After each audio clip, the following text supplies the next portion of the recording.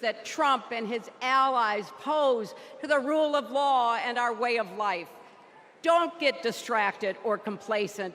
Talk to your friends and neighbors. Volunteer. Be proud champions for the truth and for the country that we all love.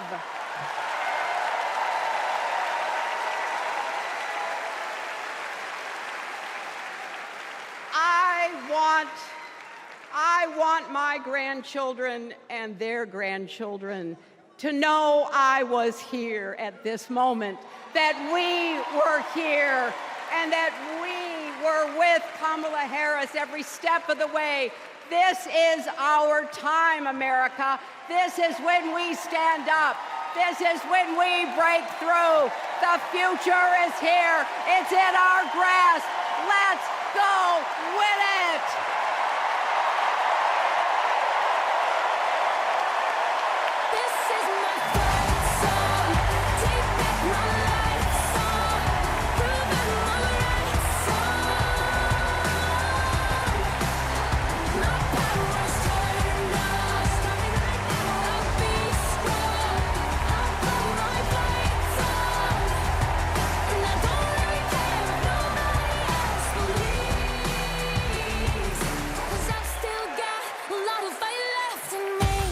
I think it's fair to say that we all stand on the shoulders of Hillary Clinton. So, I'm just checking. Are you ready to join this fight yet? Okay, that's the answer I was looking for. So I want you to text JOIN to 30330 and get involved. Now, what does fighting for the people exactly look like? Let's go back to 2011 when Kamala Harris was Attorney General of California. The housing crisis had devastated American families, and the big banks had forced Californians out of their homes. Well, Kamala Harris stood up to those banks, and she secured a $20 billion settlement for California families. That is fighting for the people. And that is something that our next speaker knows all about. Please welcome the fearless fighter from South Carolina, Congressman Jim Clyburn.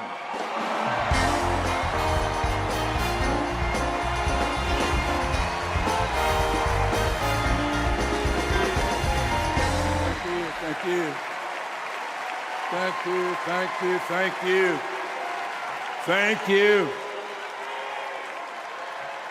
Thank you. Thank you. Thank you, and good evening.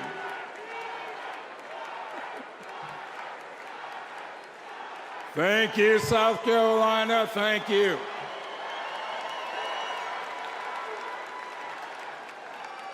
Four years ago, Americans were experiencing high anxieties and great uncertainties. A deadly virus raged, schools closed, businesses shuttered. Donald Trump mismanaged the crisis from day one, looking out for himself instead of the country.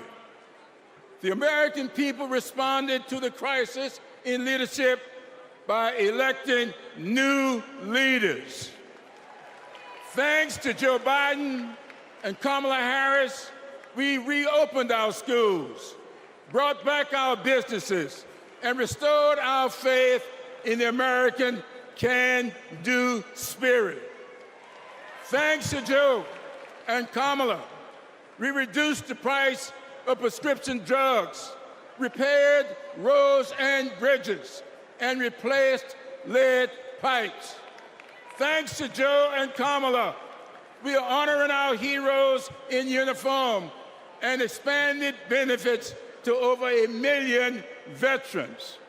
Thanks to Joe and Kamala, Make It in America is no longer just a slogan, but a movement that is bringing millions of manufacturing jobs back to America. For President Biden's lifetime of achievement in service of his country, we owe him a great debt of gratitude.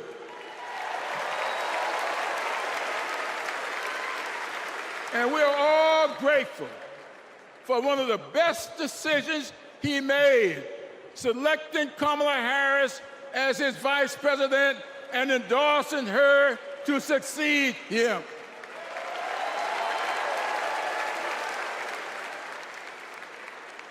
I often say that we are but the sum of our experiences.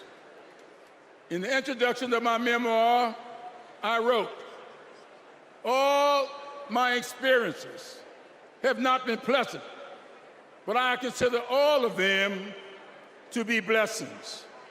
So has been the case with Kamala. Her experiences have prepared her for this moment. Kamala Harris is a true battle-tested leader, a district attorney,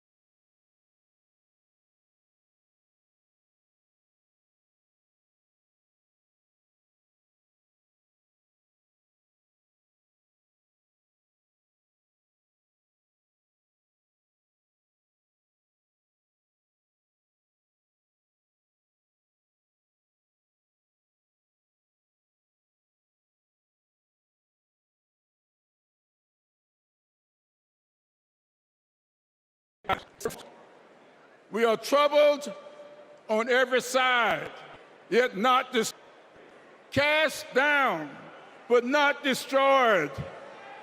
Our great democracy, but our resolve to remain a great country with freedom and justice for all will not falter. We will continue our march toward a more perfect union, united in our common purpose and emboldened by our resolve to elect Kamala Harris and Tim Walz as the next president and vice president of these United States of America. Thank you and Godspeed.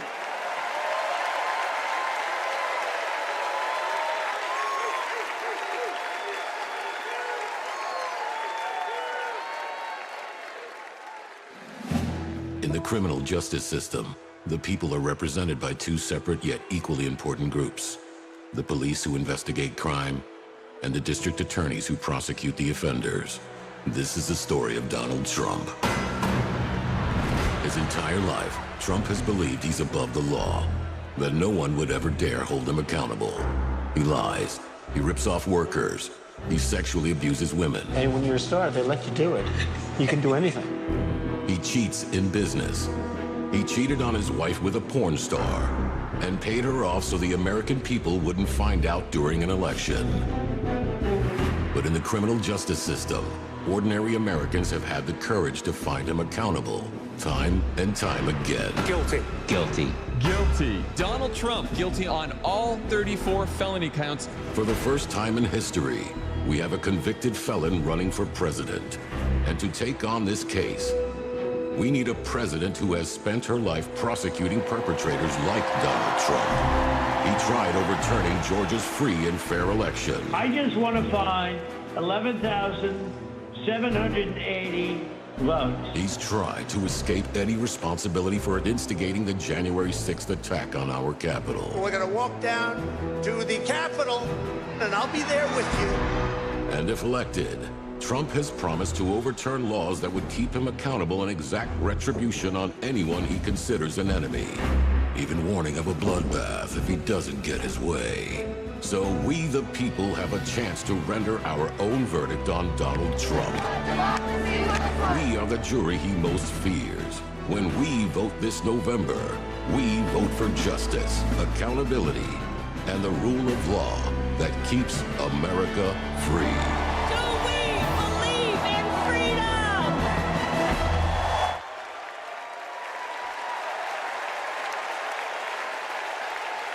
Please welcome Maryland Representative Jamie Raskin.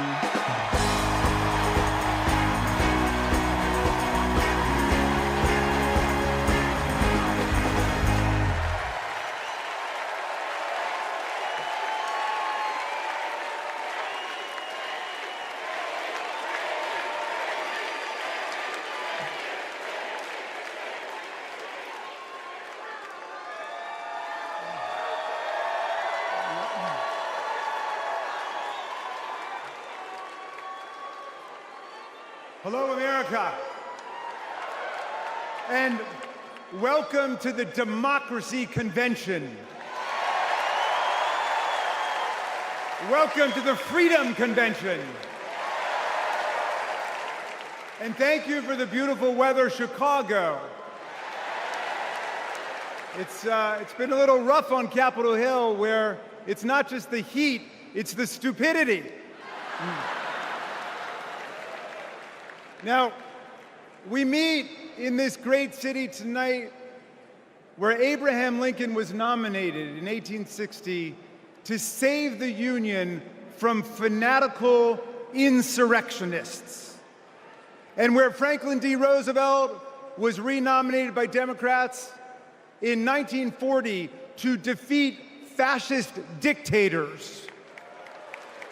Now, we fight in our time to defend our freedom and our democracy against the banana Republicans who have converted Lincoln's party into a dangerous cult of personality.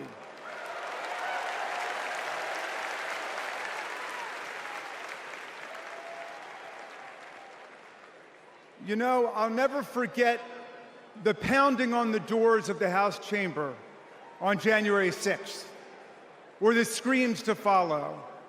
Hundreds of our police officers taunted and attacked, 140 of them wounded by extremists wielding baseball bats, steel pipes, even American flags. 5 people died that day, and 4 more of our officers took their own lives in the days and weeks to come. All of this after Trump was defeated by more than 7 million votes by the great Joe Biden.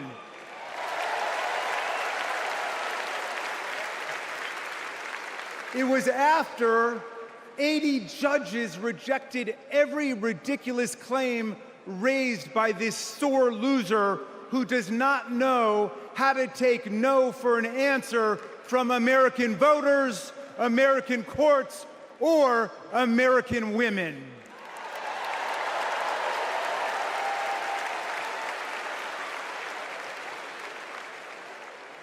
Remember what the mob chanted as they stormed the Capitol and injured our officers? Hang Mike Pence. Someone should have told Donald Trump that the president's job under Article 2 of the Constitution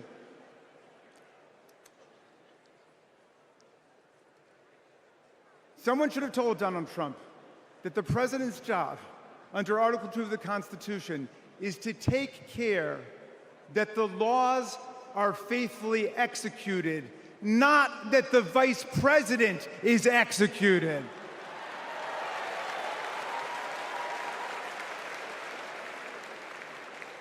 Pence, has now joined more than 24 officials from Donald Trump's own administration in denouncing him, an historical record. And Pence is the first vice president in more than 2 centuries not to support the president he served with in a general election. And by the way, J.D. Vance, do you understand why there was a sudden job opening for running mate on the GOP ticket?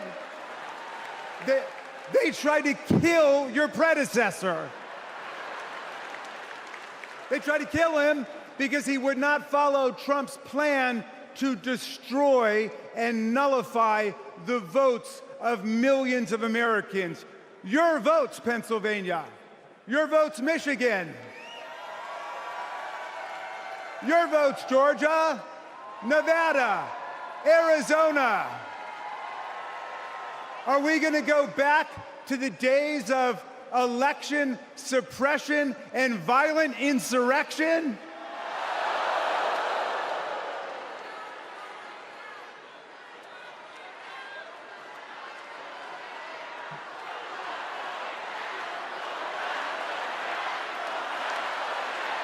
We're not going back.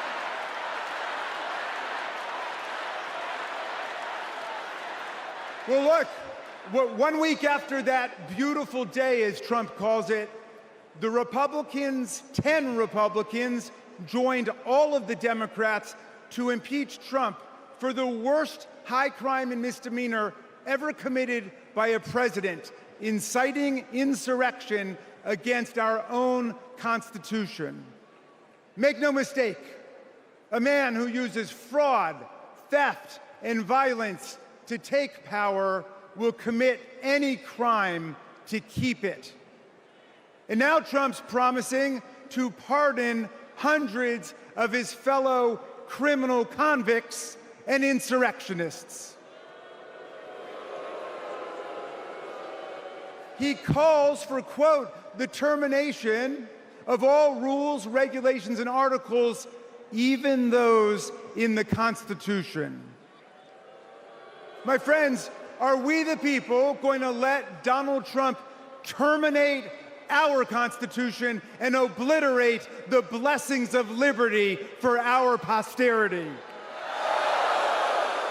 That's right, we're going to elect Kamala Harris. We're going to elect the career prosecutor and inspiring public servant and Coach Walz, and we're going to defeat Donald Trump, the career criminal and incorrigible recidivist con man, and his pet chameleon, J.D. Vance.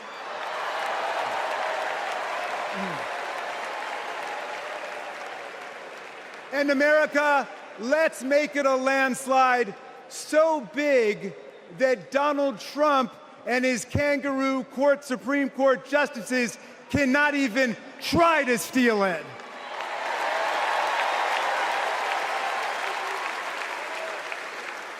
Let's make every vote count. Let's make sure every vote is counted. Let's let freedom ring, and let's let democracy work in America.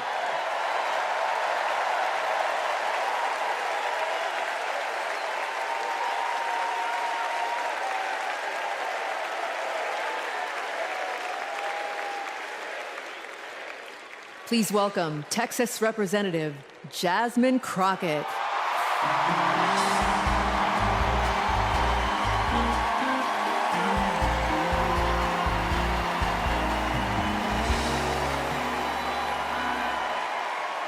Well, good evening, America!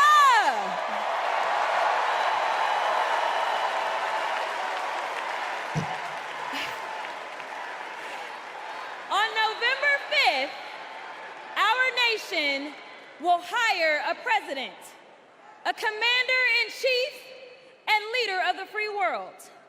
So let's compare their resumes, shall we? One candidate worked at McDonald's, while she was in college at an HBCU.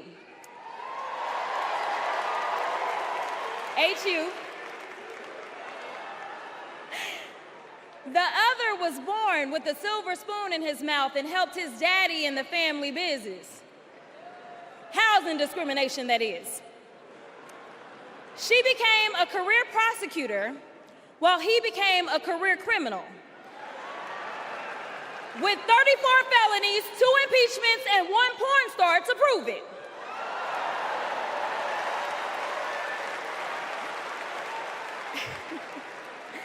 Her entire career as an elected district attorney,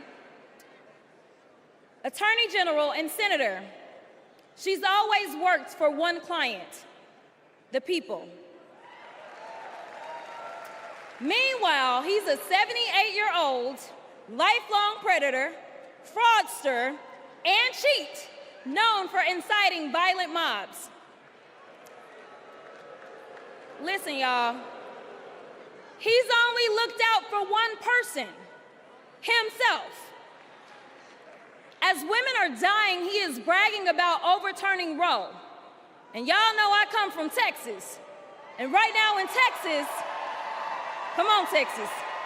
But right now in Texas, they want to institute the death penalty. That is a problem. While Kamala Harris is fighting for our reproductive rights to be restored. She is also the leader we need on the global stage. She helped secure the release of Americans wrongfully detained in Russia. At the same time, he cozies up to his role model, Vladimir Putin,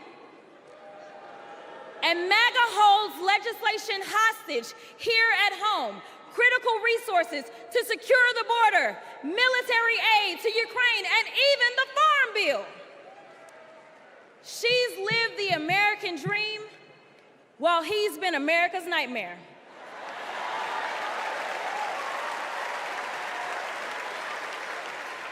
America, looking at the 2 choices before you, who would you hire?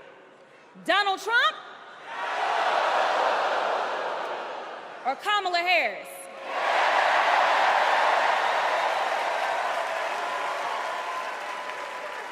Kamala Harris has a resume. Donald Trump has a rap sheet.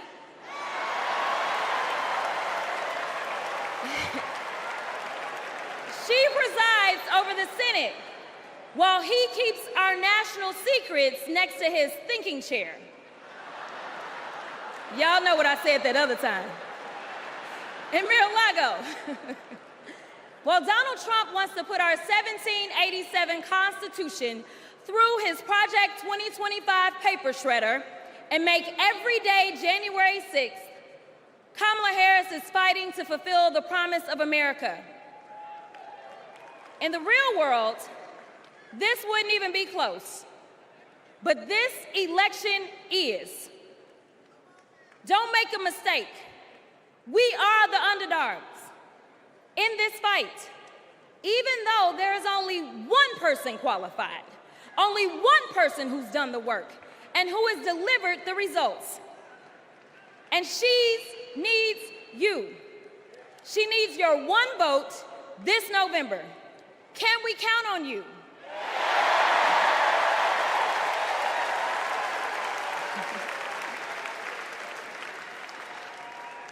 Some of you know a little bit of my history, some of you don't, so let me tell you.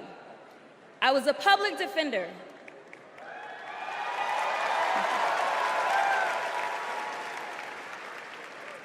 I did criminal defense as well as practiced civil rights law for almost 2 decades. I know a good prosecutor when I see one. Kamala Harris is the kind of prosecutor we long for in the cases like those of Breonna Taylor. Yeah. She was the first Attorney General in the nation to order that her officers wear body cams, and she started the Back on Track program to reduce recidivism.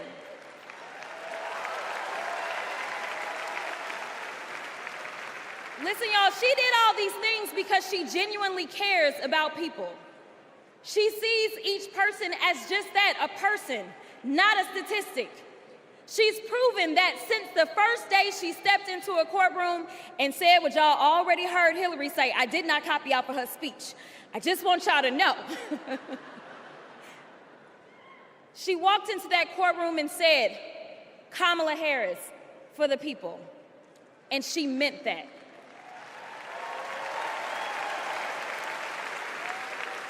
Many of you know her credentials. But what I love about Kamala Harris goes beyond her resume, is that she sees the humanity in everyone. She's the only candidate in this race who is capable of empathy. When I first got to Congress, I wasn't sure I made the right decision. The Chaos Caucus couldn't elect a speaker, and the Oversight Committee was unhinged. I was going through all of this when I visited the Vice President's residence for the first time. As I approached Vice President Harris for our official photo, she turned to me and asked, "What's wrong?" Mind you, we'd never met, but she saw right through me. She saw the distress. I immediately began crying.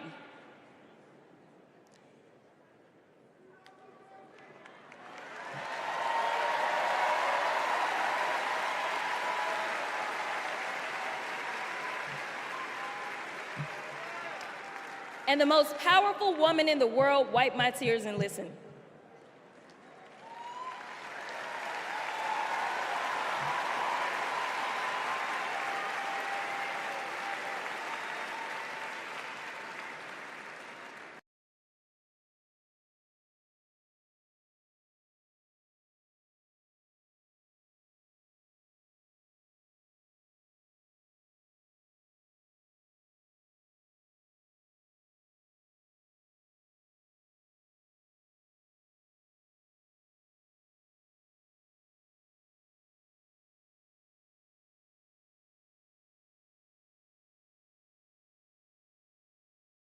The next month, I went viral for the first of many times to come for hitting Republicans with a dose of their own medicine.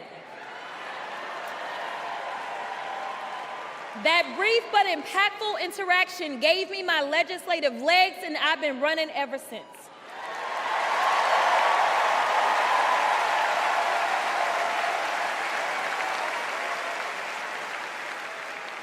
The question before us is, will a vindictive, vile villain violate voters' vision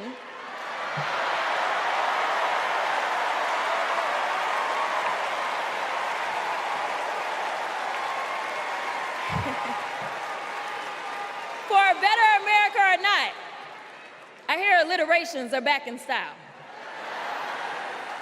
We deserve better. We deserve a president who can be a bright light in a sea of darkness, one who will pull us forward, because we won't go back. Amanda Gorman said it best: there's always light if only we are brave enough to see it, if only we are brave enough to be it. Kamala Harris showed me that light.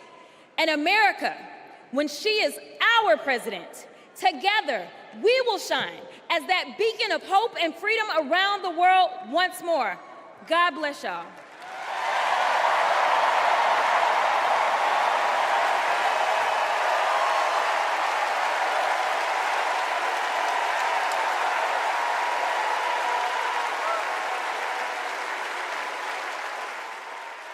This is one of our willow boxes.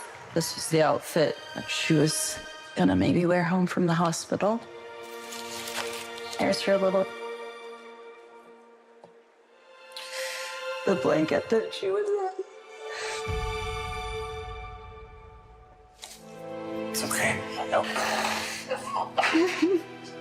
For 54 years, they were trying to get Roe v. Wade terminated, and I did it, and I'm proud to have done it. I was punished for 3 days having to wait for either my baby to die or me to die, or both. I was stuck in this horrific hell of both wanting to hear her heartbeat and also hoping I wouldn't.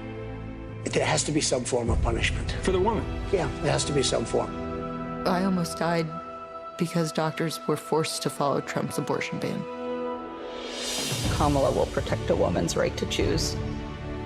We trust women to make decisions about their own body and not have their government tell them what to do. I have so much faith in her. And when Congress passes a law to restore reproductive freedoms as President of the United States, I will sign it into law. We have to fight for Kamala Harris, our rights, our freedoms, and frankly, our lives. Everything is on the line.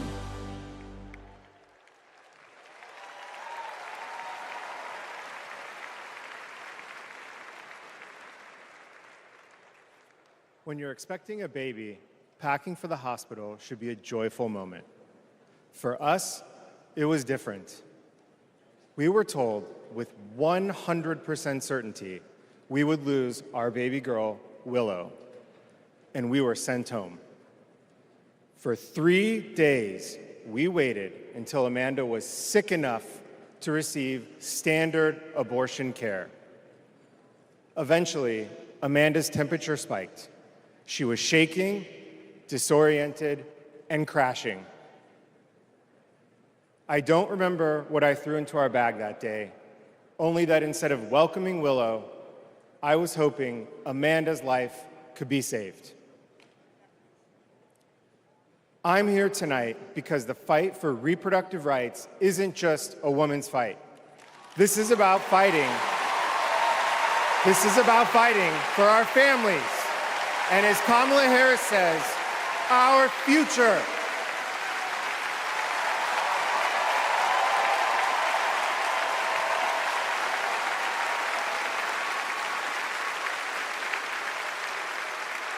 Every time I share our story, my heart breaks.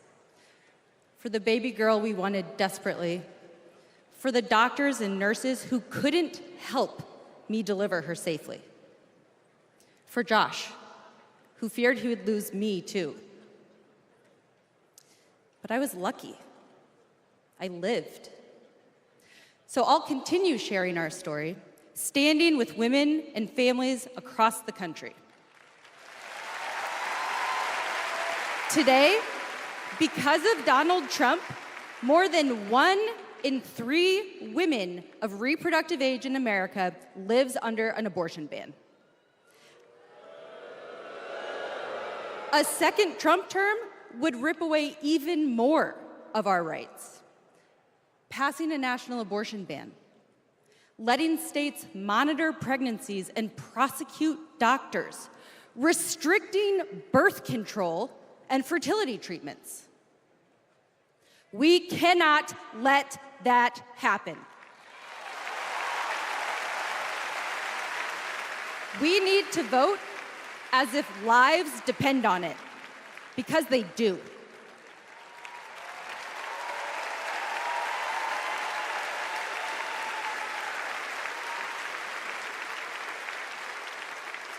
Two years ago, my husband and I were expecting our second child. Our daughter, Lauren, couldn't wait to be a big sister. I was getting ready for her 4th birthday party when something didn't feel right. 2 emergency rooms sent me away. Because of Louisiana's abortion ban, no one would confirm that I was miscarrying. I was in pain, bleeding so much my husband feared for my life. No woman should experience what I endured, but too many have. They write to me saying, "What happened to you happened to me." Sometimes they're miscarrying, scared to tell anyone, even their doctors. Our daughters deserve better. America deserves better.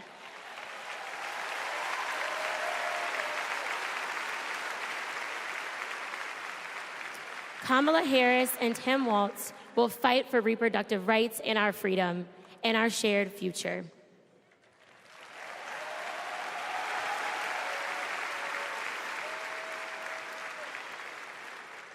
Growing up, I was an all-American girl.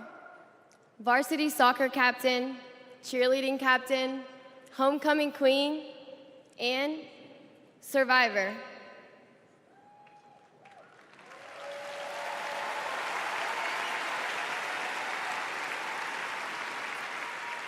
I was raped by my stepfather after years of sexual abuse. At age 12, I took my first pregnancy test, and it was positive. That was the first time I was ever told, you have options. I can't imagine not having a choice. But today, that's the reality for many women and girls across the country because of Donald Trump's abortion bans. He calls it a beautiful thing. What is so beautiful about a child having to carry her parent's child? There are other survivors out there who have no options. And I want you to know that we see you. We hear you.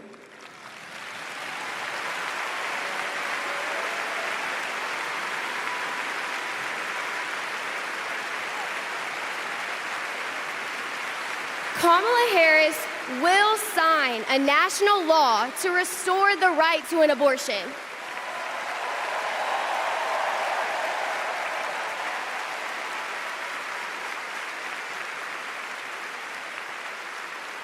She will fight for every woman and every girl, even those who are not fighting for her.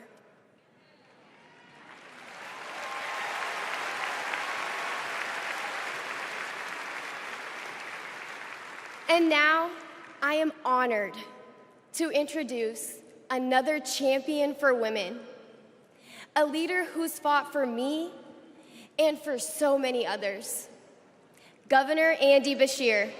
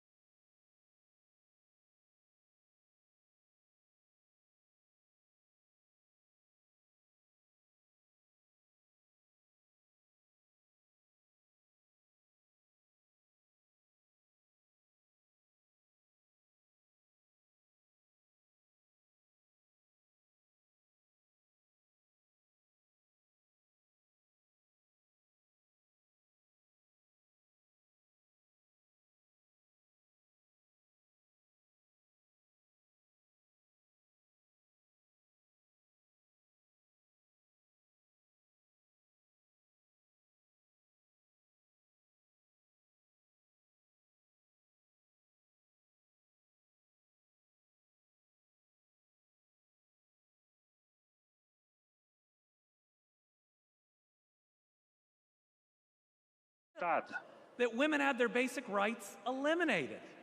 A las mujeres y que los embarazos por haber sido violados es simplemente algo inconveniente. Le da más derecho.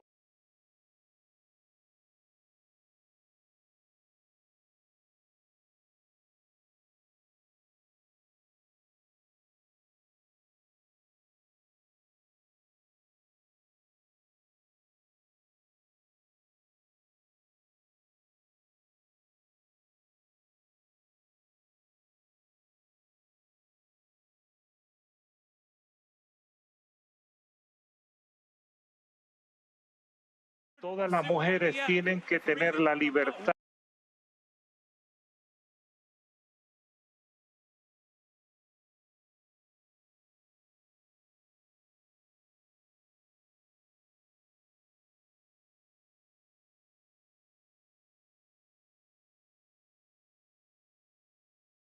Myself. In the parable, the Good Samaritan says we are all each other's neighbors. So I want anyone watching tonight, Republican, Independent, Democrat, to know that you are welcome here.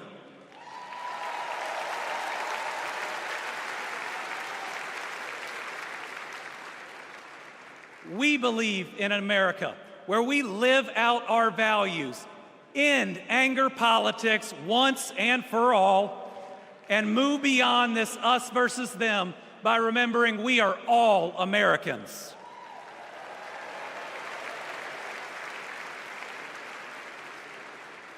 That's how Joe Biden and Kamala Harris lead. They both called to ask how they could help Kentucky in recovering from natural disasters. They helped us improve our roads, our bridges, and invested in our people. They didn't ask me who Kentuckians voted for. They asked me what Kentuckians needed, and folks, they delivered.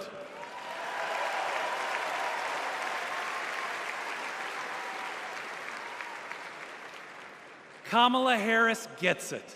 She knows we must move beyond anger, extremism, and division, that everyone has dignity and deserves respect. America, we're going to win.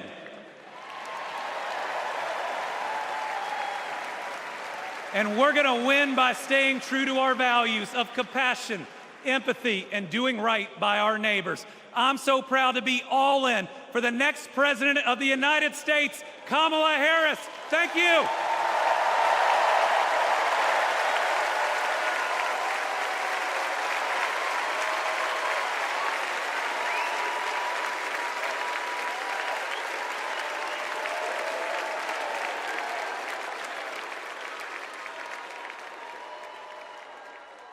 Please welcome Georgia Senator Raphael Warnock.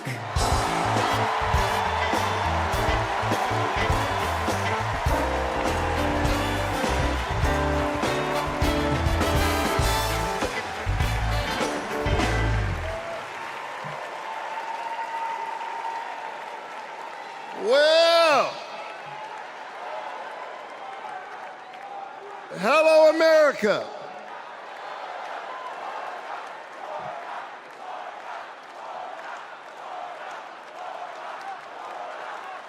Thank you so very much. On January 5th, 2021, the people of Georgia did an amazing thing.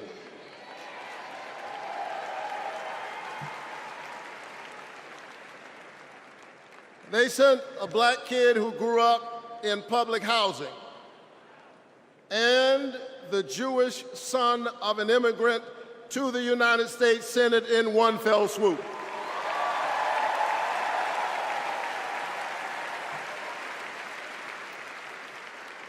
And among those Georgians was my then 82-year-old mother. She grew up in Waycross, Georgia. Do you know where that is? It's way across Georgia. She grew up in Waycross, Georgia, where she picked other people's cotton and other people's tobacco But because this is America, the 82-year-old hands that used to pick somebody else's cotton and somebody else's tobacco picked her youngest son to be a United States Senator.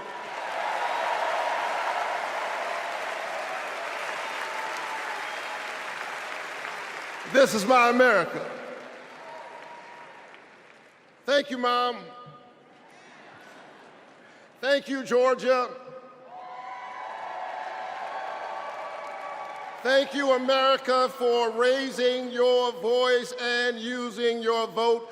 A vote is a kind of prayer for the world we desire for ourselves and for our children, and our prayers are stronger when we pray together. And so together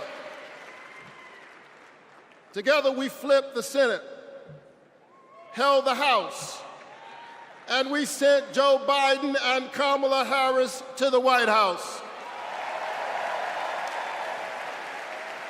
Together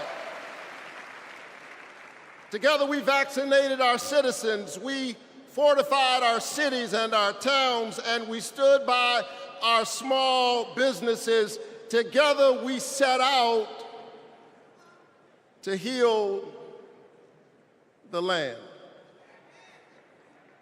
A nation besieged by a deadly pandemic and beset by the awful and divisive rhetoric of a man too small for the office entrusted him or the task set before him.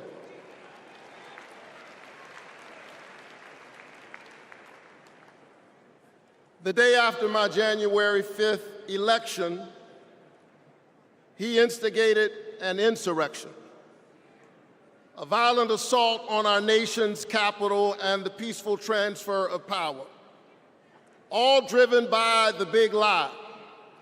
But behind the big lie was an even bigger lie.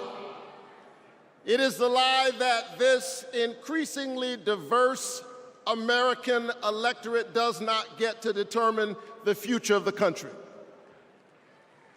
The lie and the logic of January 6th is a sickness.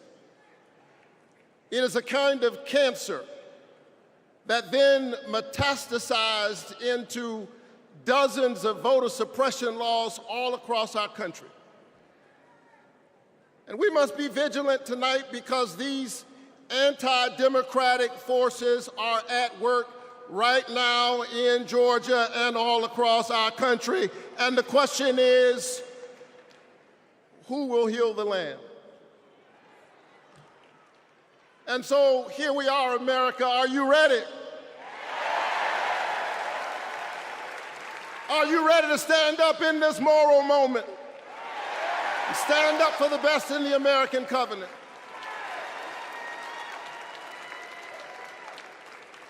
Elections are about the character of a country. And we must decide, again, we are the latest generation of Americans who get to decide what kind of country we want to be. And we must choose between the promise of January 5th and the peril of January 6th. A nation that embraces all of us or just some of us. Donald Trump's America is the America of January 6th.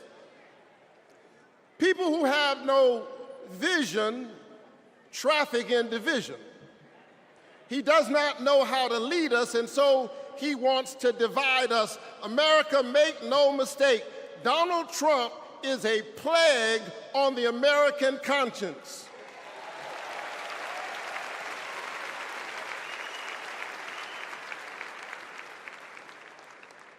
He is a clear and present threat to the precious covenant we share with one another. And yes, I saw him holding the Bible and endorsing a Bible as if it needed his endorsement.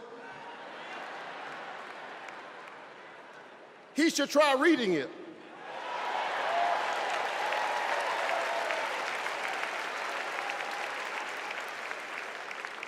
It says, do justice, love kindness, and walk humbly with your God. He should try reading it. It says, love your neighbor as yourself. It says, inasmuch as you've done it unto the least of these, you have done it also unto me.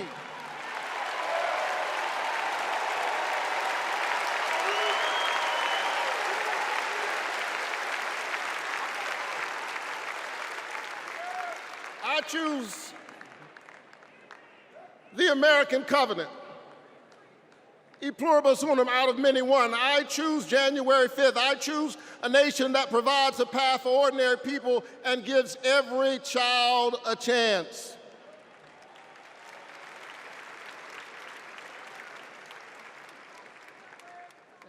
And that's Joe Biden's America. And he's been fighting for it for more than a half century. President Biden, America is so much better because of you, a true patriot who has always put the people first. Thank you, Joe.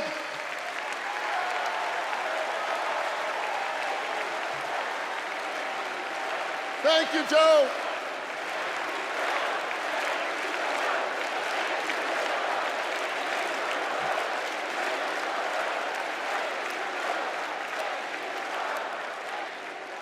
But I'll tell you something else. Not only is that Joe Biden's America, that's Kamala Harris's America.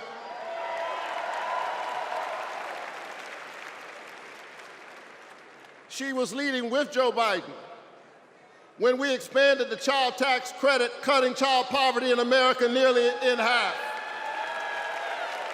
We ought to renew it.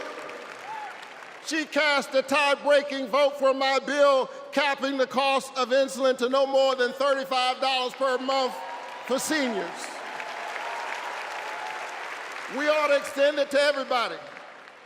Together we passed an infrastructure bill, bolstered American manufacturing and clean energy, an investment in the house that we all share together. And I've got news for you, we are just getting started. Are you ready to win this election?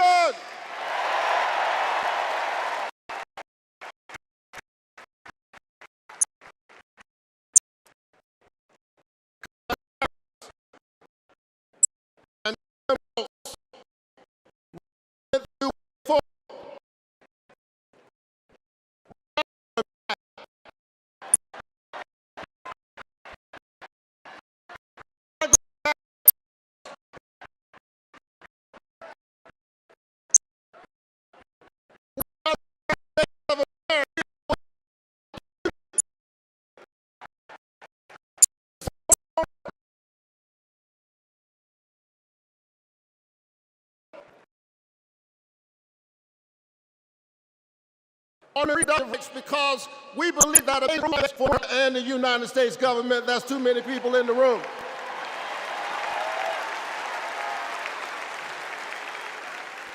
Forward, because most people do not mind working, they just want to share in the prosperity that they are creating for others. Forward on voting rights, forward on affordable housing and access to health care.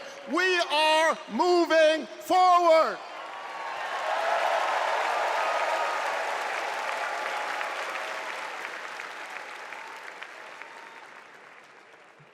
And so I'm inspired tonight. I'm inspired by all of you. I'm inspired by the resilience of an American spirit that has rebounded from the pandemic and is holding at bay the forces that are trying to divide us. And I'm inspired tonight by the memory of my late father, a preacher and a junk man. Monday through Friday, he lifted old broken cars and put them on the back of an old rig. But on Sunday morning, the man who lifted broken cars lifted broken people whom other people had discarded and told them that they were God's somebody.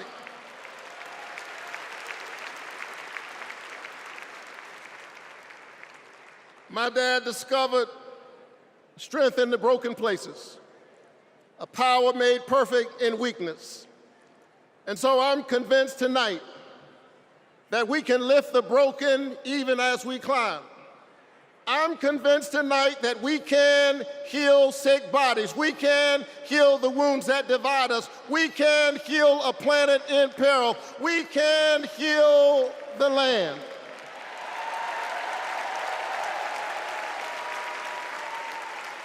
And in a strange way,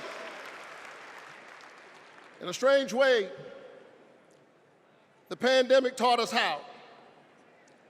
A contagious airborne disease means that I have a personal stake in the health of my neighbor.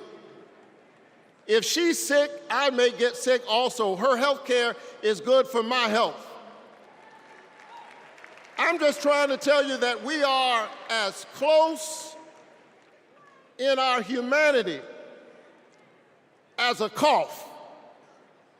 I need my neighbor's children to be okay so that my children will be okay. I need all of my neighbor's children to be okay. Poor inner city children in it.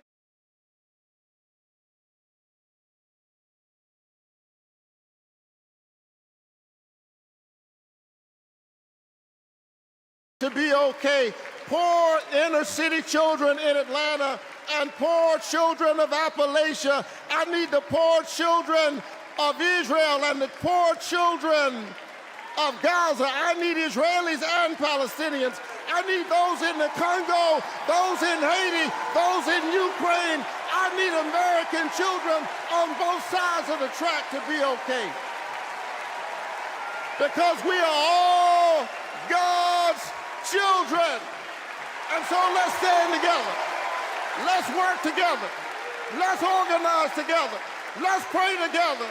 Let's stand together. Let's heal the land. God bless you. Keep the faith and keep looking up.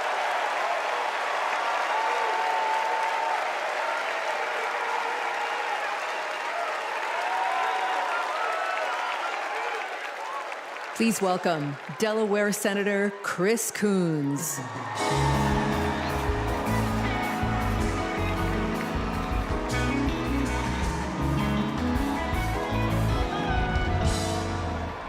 Good evening, folks. Good evening, America. Good evening, Chicago. Are there any Democrats in the room tonight? Folks, we are on the verge of making history. We are on the verge of an historic election. And I want to talk with you for just a few minutes about my dear friend, our president, Joe Biden. Joe Biden's mom had a saying: "You are defined by your courage, and you are redeemed by your loyalty." 4 years ago, I had the honor of helping introduce Joe Biden to our national convention. I spoke about Joe's faith, his love of family, his determination to restore the soul of our nation. Back in 2020, America was nearly flat on our back from a deadly pandemic, an economic collapse, and then in January, an assault on our democracy. All of this, because the drama and chaos of our former president had knocked us down. But folks, Joe Biden's courage, Joe Biden's faith in us, Joe Biden's determination to heal the soul of our nation gave us hope and gave us confidence. Someone who has himself been knocked down by life time and again. Joe Biden knows the grit and determination of the American people. He believed in us, and Joe Biden helped us get back up again.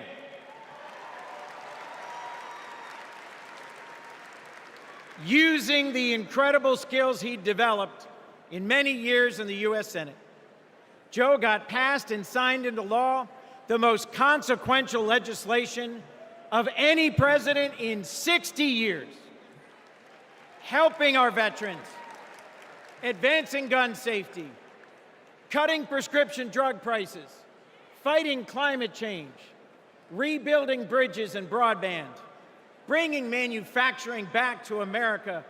Together, Joe and Kamala help rebuild our economy from the middle up, from the bottom up, and the middle out, not from the top down. And they made our families safer and our country stronger at home and abroad.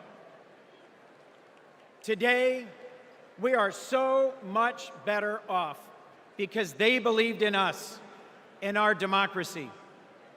And our incredible First Lady, Jill Biden, our incredible First Lady, Jill Biden, our incredible First Lady, Jill Biden, was at Joe's side every step of the way, fighting for education, advancing the cancer moonshot, determined to improve women's health care, honoring military families. Joe and Jill, together, you have done so much for us, and there's so much more you will do and we can do together. Mr. President, thank you. Thank you for elevating a great leader in Kamala Harris.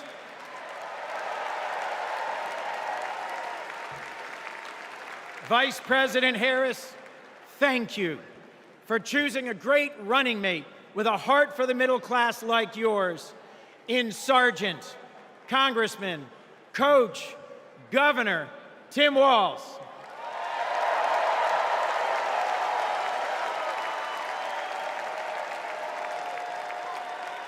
I have hope. Do you? I have hope. Do you? I have hope. Do you? And it is in no small part because of Joe Biden. I have never known a more compassionate man than Joe Biden. I have never known a man who has taken from his own loss and his own faith and delivered so much for the future of so many others. Mr. President, you were my senator as a Delawarean.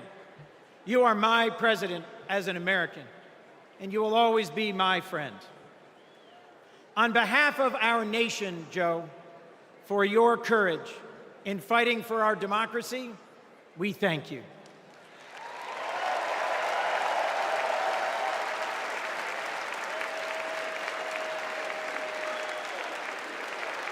On behalf of our Democratic Party, for your loyalty in fighting for our democratic values, we thank you.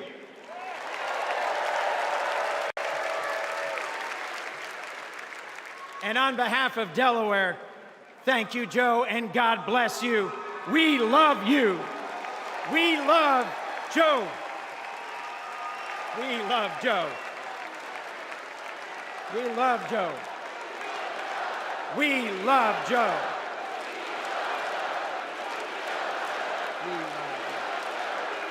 Thank you all. We love Joe. God bless you, and thank you very much.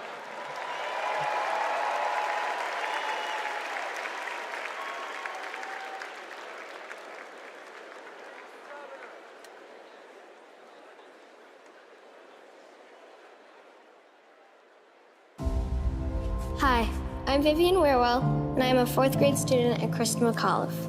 I've been bouncing around all week excited for this moment, and last night I could barely sleep. I remember the day that we heard that President Biden had won, and the whole neighborhood started celebrating. So when I heard you were coming, I really wanted to meet you.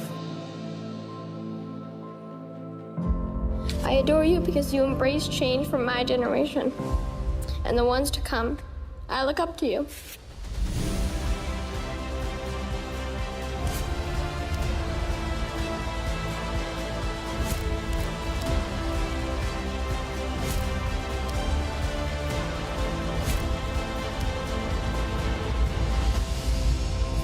Now it is my honor to introduce our First Lady, Dr. Jill Biden.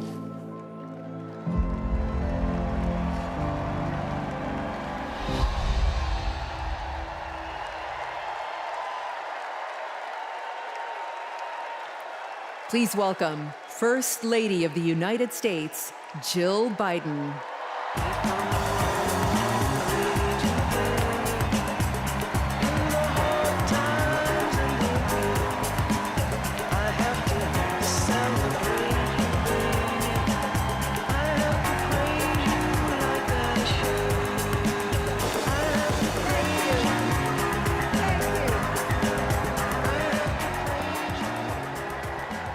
Thank you.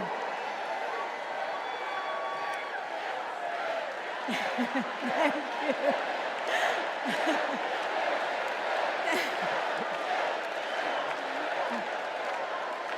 Thank you.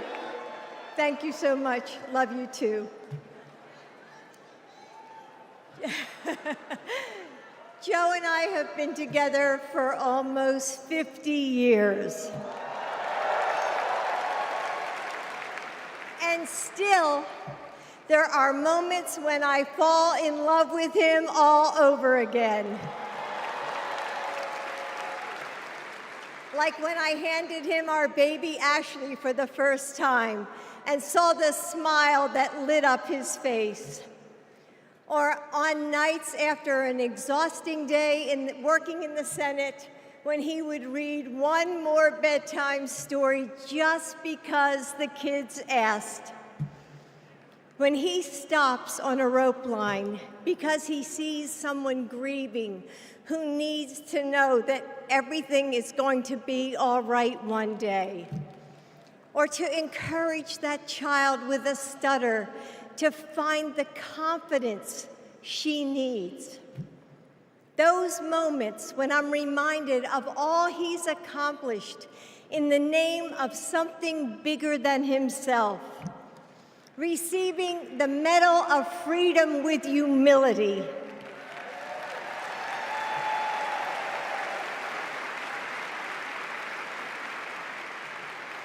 Placing his hand on our family Bible to take his oath of office.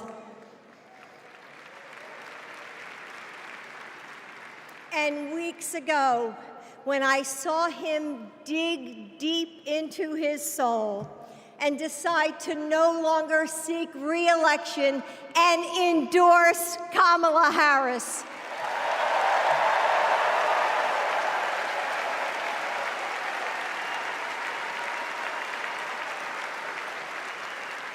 With faith and conviction, Joe knows that our nation's strength doesn't come from intimidation or cruelty. It comes from the small acts of kindness that heal deep wounds, from service to the communities that make us who we are, from love of a country that shines with promise and renewal. Kamala Harris knows that too.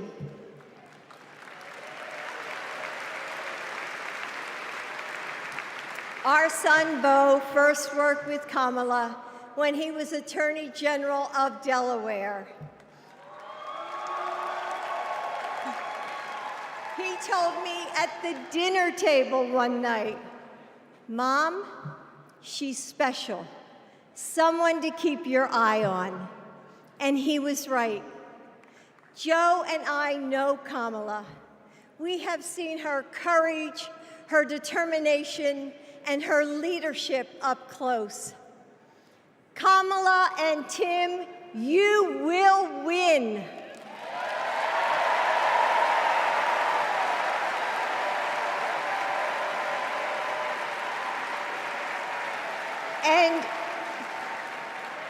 And you are inspiring a new generation.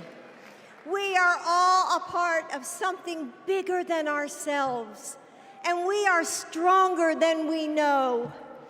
The future of our country is in the hands of those in this room and all of you watching at home. It's going to take all of us, and we can't afford to lose. with faith in each other, hope for a brighter future, and love for our country, we will fight and we will win together. Thank you. Thank you.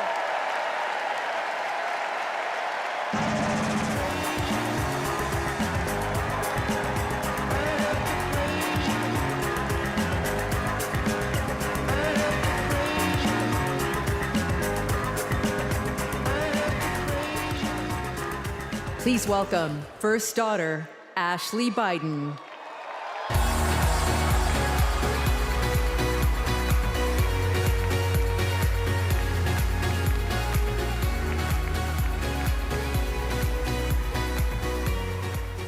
Good evening. I have this memory. It's the eve of my 8th birthday. Dad is still in D.C., tending to urgent matters in the Senate. That night, as a surprise, Mom told me, Bo, and Hunter to get in the car. I remember pulling up to the Wilmington Amtrak station, riding up the escalator to the platform. The train stops, doors open, and Dad steps out. As soon as I saw him, I run down that platform and jump into his arms. Like magic, Mom brought out a cake, they sang happy birthday, and I blew out the candles. Dad hugged me, and he said that he had to get back to work. He crossed to the southbound train, and off he went to D.C. That was a snapshot of one moment, of one day, on this extraordinary journey of being Joe Biden's daughter.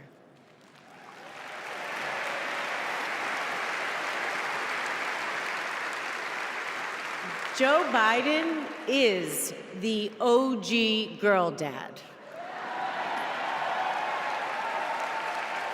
He told me I could be anything and I could do anything. As a child, I would sit on the leather chair in his office doing my homework, and he would sit next to me doing his work, drafting the Violence Against Women Act.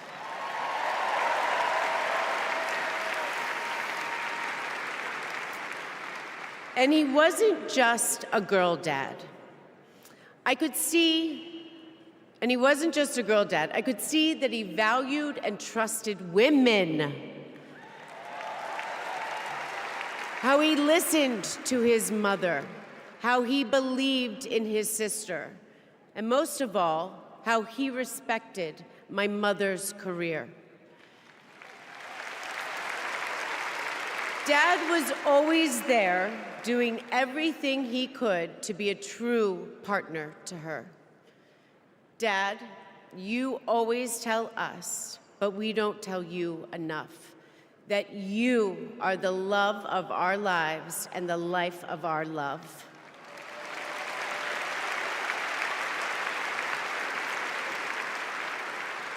I had my wedding reception in my parents' backyard.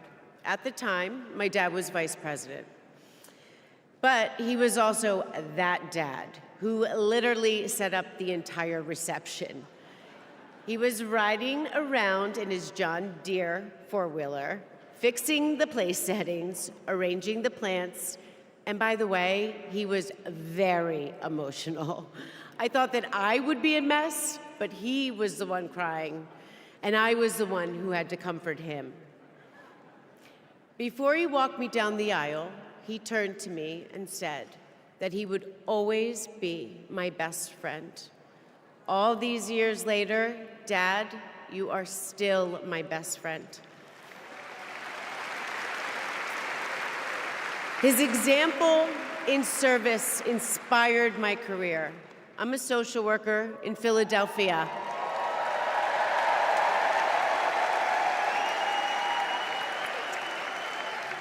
I support formerly incarcerated women as they heal from past trauma and they reclaim their lives.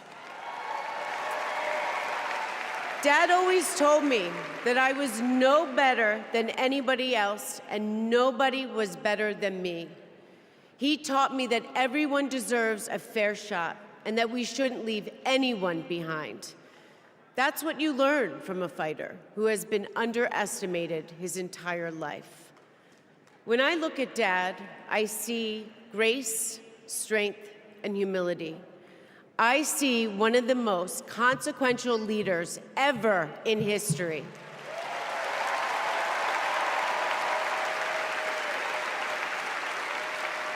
And I also know that he never stops thinking about you, about your dreams, about your dignity, about your opportunities, about your family.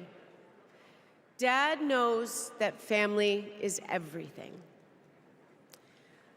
When Hunter and I lost our brother Bo to cancer in 2015, the grief and the pain felt like it might never end.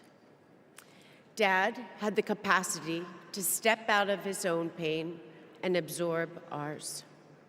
And I know that Bo is here with us tonight, as he is always with us.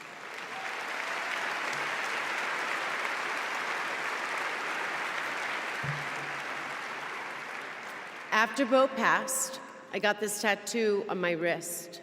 It says, "Courage, dear heart." A reminder to myself to keep going, to get back up, like my dad has always done. He has taught me that a courageous heart is a miraculous thing. A courageous heart can heal a family. A courageous heart can heal a nation, and maybe even the world. And now, this election requires the courageous hearts of all of us. In 2020, my dad selected Kamala Harris to beat Donald Trump. And he knows in 2024, she will beat Donald Trump again.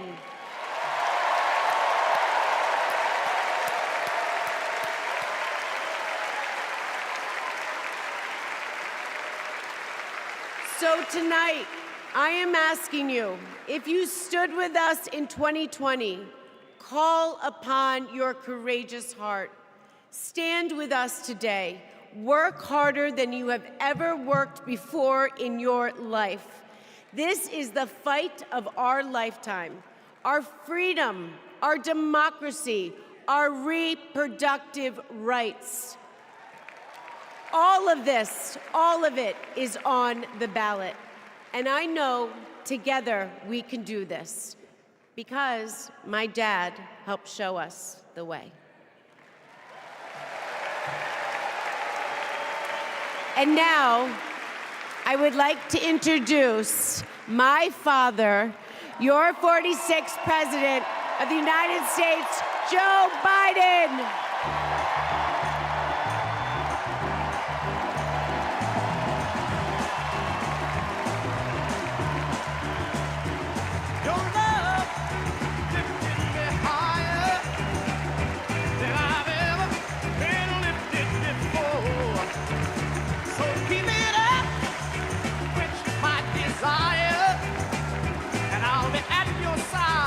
Forevermore, you know your love.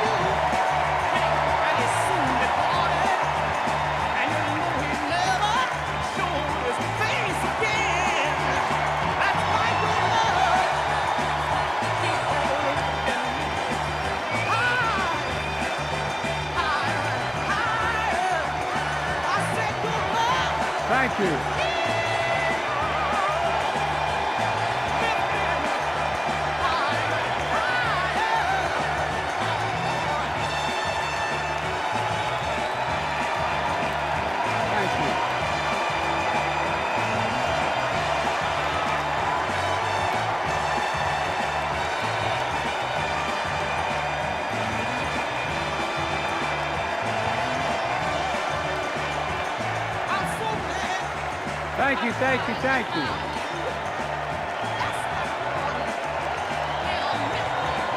Thank you.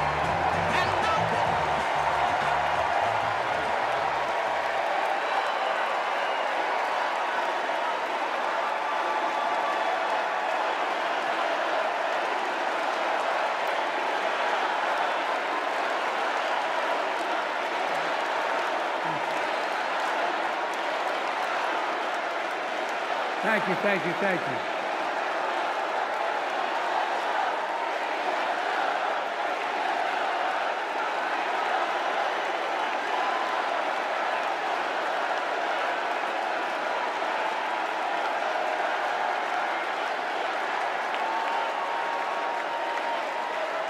Thank you, thank you, thank you.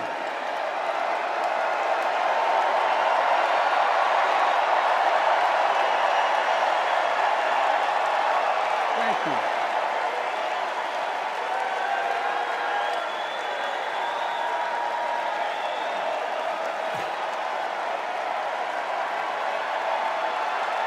Thank you.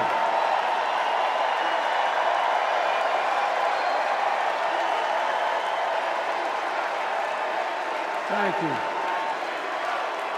I love you. Thank you.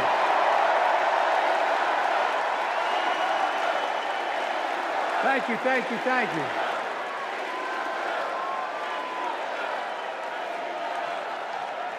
That was my daughter.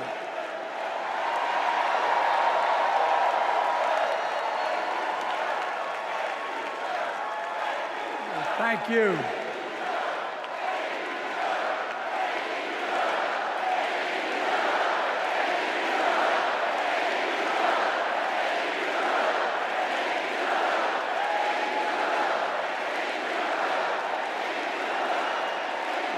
Thank you, thank you, thank you. Thank you. Thank you for so. I tell you what.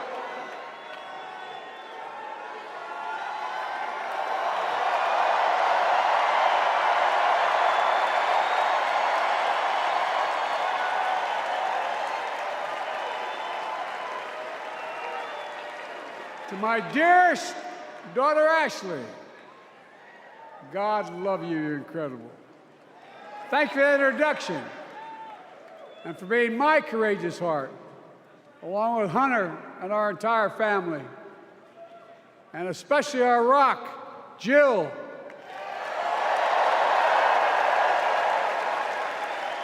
Who, as those of you who know us, she still leaves me both breathless and speechless. Everybody knows her. I love her more than she loves me. She walks down the stairs and I still get that going boom, boom, boom. Y'all will know me. No, not kidding. Let's give a special round of applause to our First Lady, Jill Biden.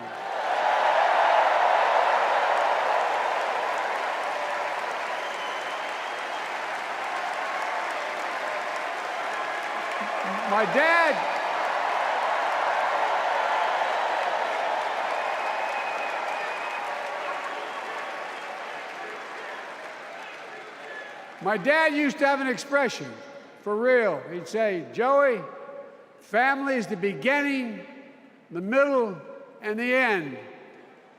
And I love you all. Folks. And America, I love you.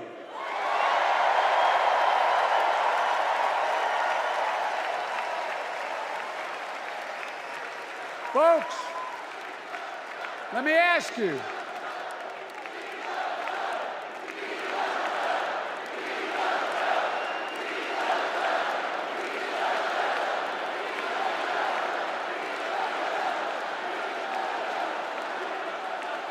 Let me ask you, are you ready to vote for freedom?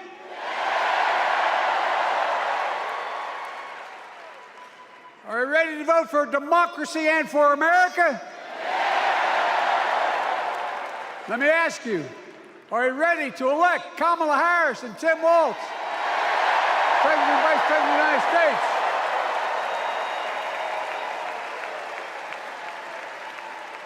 My fellow Democrats, my fellow Americans, nearly 4 years ago, in winter, on the steps of the Capitol, on a cold January day, I raised my right hand and I swore an oath to you and to God to preserve, protect, and defend the Constitution and to faithfully execute the office of the President of the United States.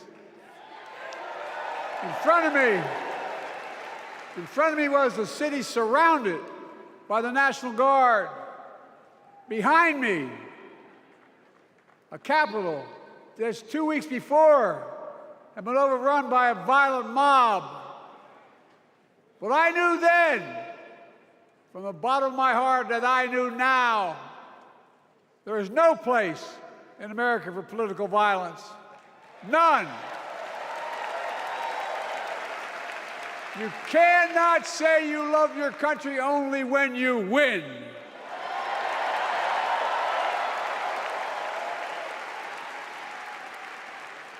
In that moment, I wasn't looking to the past.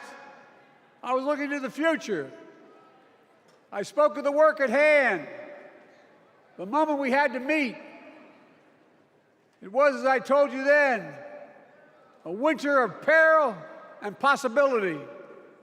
Of peril and possibility. We're in the grip of a once-in-a-century pandemic, historic joblessness, a call for racial justice long overdue,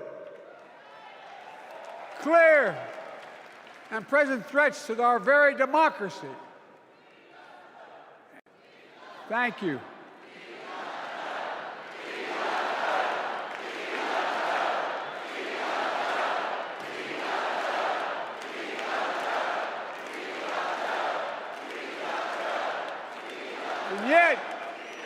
And yet I believed then, and I believe now, that progress was and is possible.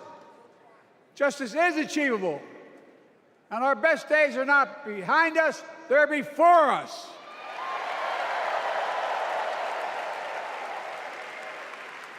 Now it's summer. The winter has passed. And with a grateful heart, I stand before you now on this August night to report that democracy has prevailed. Democracy has delivered. And now democracy must be preserved.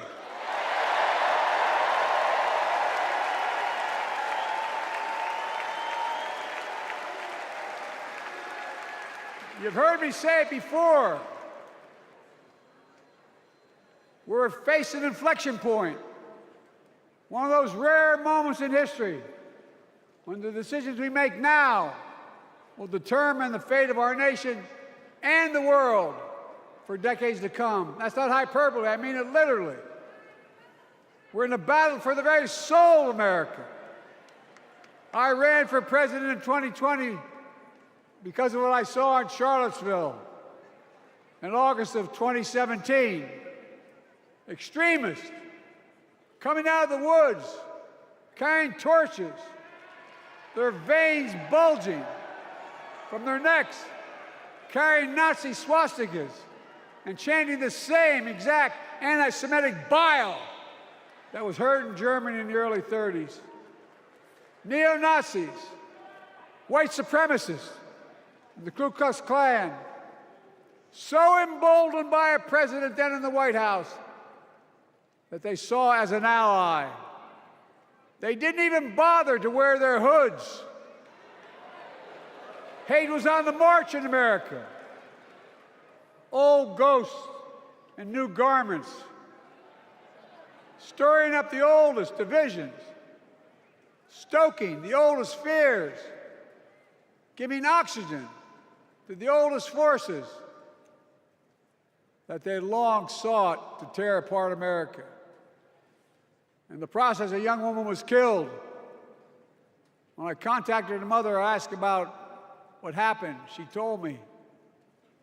When the president was asked what he thought had happened, Donald Trump said, and I quote, There are very fine people on both sides. My God. That's what he said. That is what he said and what he meant. That's when I realized, had listened to the admonition of my dead son, I could not stay in the sidelines. So I ran.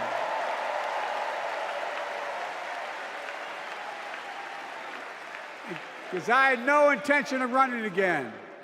I just lost part of my soul. But I ran with a deep conviction. In America, I know and believe in an America where honesty, dignity, decency still matter. An America where everyone has a fair shot and hate has no safe harbor.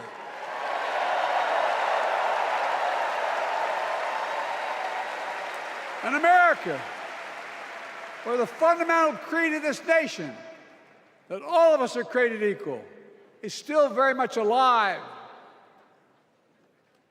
And a broad coalition of Americans joined with me. 81 million voters voted for us, more than any time in all of history. Because of all of you in this room and others, we came together in 2020 to save democracy.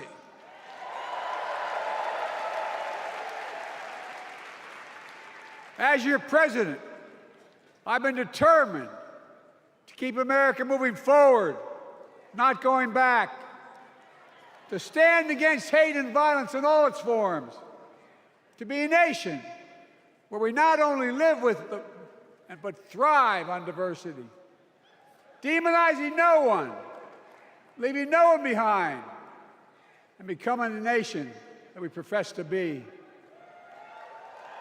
I also ran to rebuild the backbone of America, the middle class.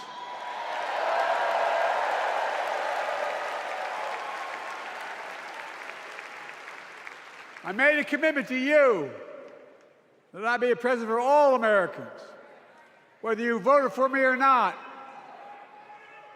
We have done that.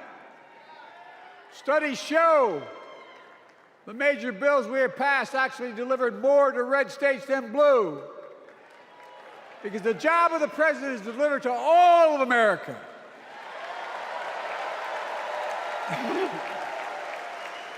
Because of you, and I'm not exaggerating, because of you, we've had one of the most extraordinary 4 years of progress ever, period.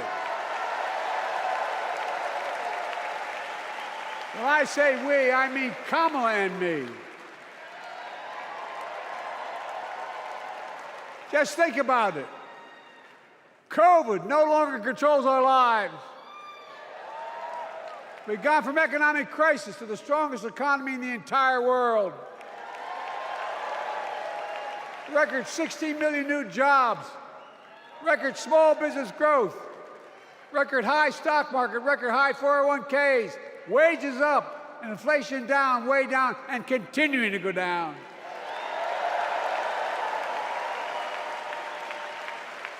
The smallest racial wealth gap in 20 years.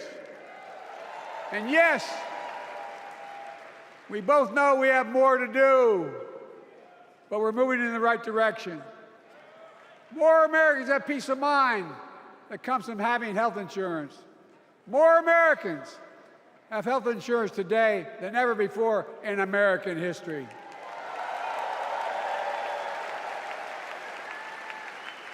And after, as a young senator beginning to fight for 50 years to give Medicare the power to negotiate low prescription drug prices, we finally beat Big Pharma.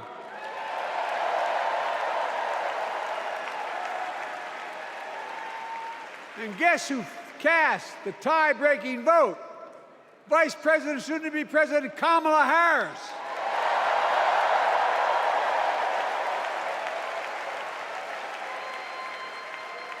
And now it's the law of the land.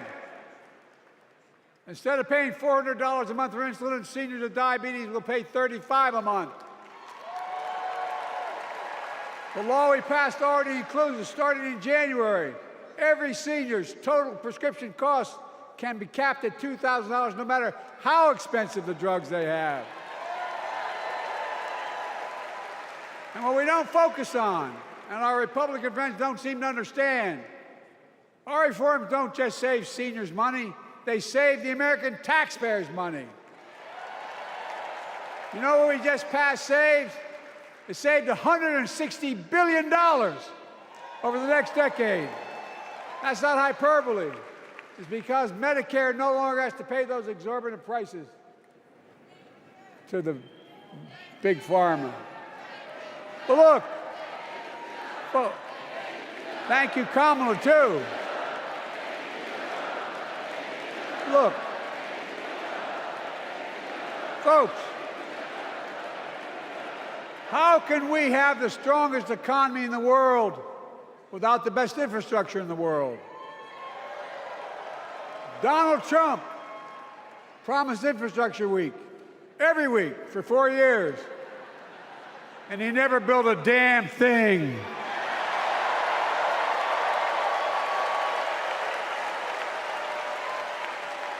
But now, because of what Kamala and I have done, remember we were told we couldn't get it done. Remember when we came into office, we couldn't get anything passed? But right now, we're giving America an infrastructure decade, not week. We're modernizing our roads, our bridges, our ports, our airports, our trains, our buses. We're removing every lead pipe from schools and homes so every child can drink clean water. We're providing affordable high-speed internet for every American, no matter where they live, not unlike what Roosevelt did with electricity. And so much more. We are uniting the country. We're growing our economy. We're improving our quality of life. And we're building a better America.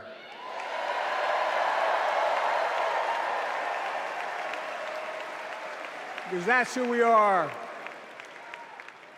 How can we be the strongest nation in the world without leading the world in science and technology? After years of importing 90% of our semiconductor chips from abroad, which America invented those chips, our Chips and Science Act meant that private companies from around the world are now investing literally tens of billions of dollars to build new chip factories right here in America.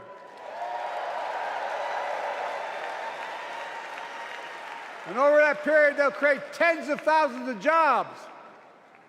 And many of those jobs in the so-called fabs, the buildings that make the chips, that are being constructed now. And guess what? The average salary in those fabs, size of a football field, will be over $100,000 a year, and you don't need a college degree.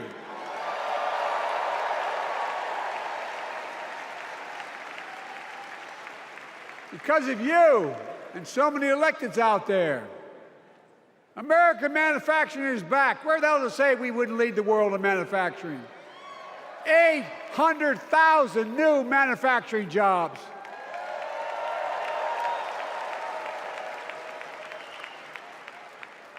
Our Republican friends and others made sure they'd go abroad to get the cheapest labor. We used to import products and export jobs. Now we export American products and create American jobs right here in America, where jobs belong. With every new job, with every new factory, pride and hope is being brought back to communities throughout the country that were left behind.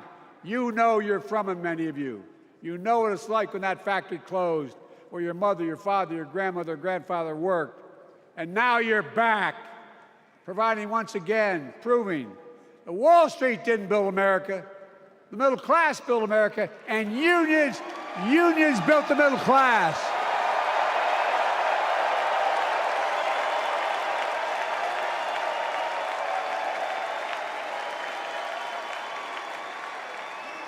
It's been my view since I came to the Senate. And that's why I'm proud to have been the first president to walk a picket line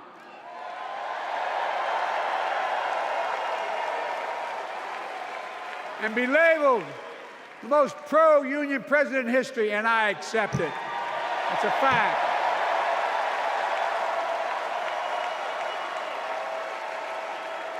Because when unions do well, we all do well.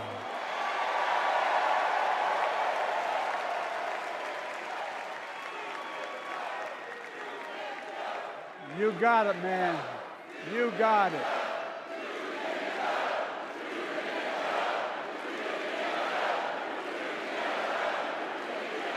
I agree. I'm proud.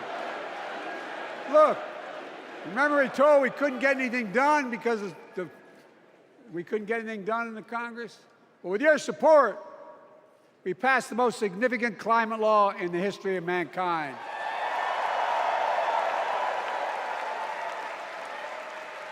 Over $370 billion. Cutting carbon emissions in half by 2030.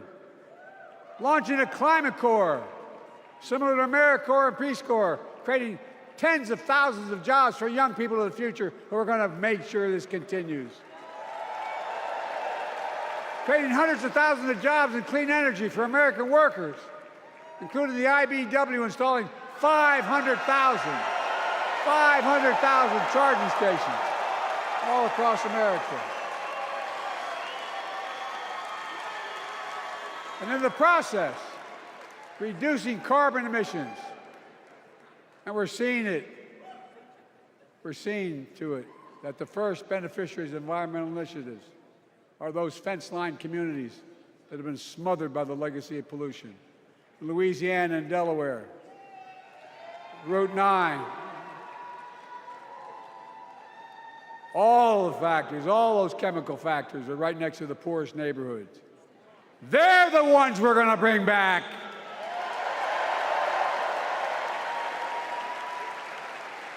And how?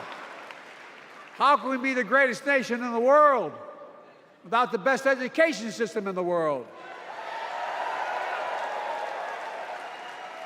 Donald Trump and the Republican friends, they not only can't think, they can't read very well. Seriously, think about it. Look at their Project 2025. They want to do away with the Department of Education. Well, during the pandemic, Kamala and I helped states and cities get back their schools back open. And we gave public school teachers a raise.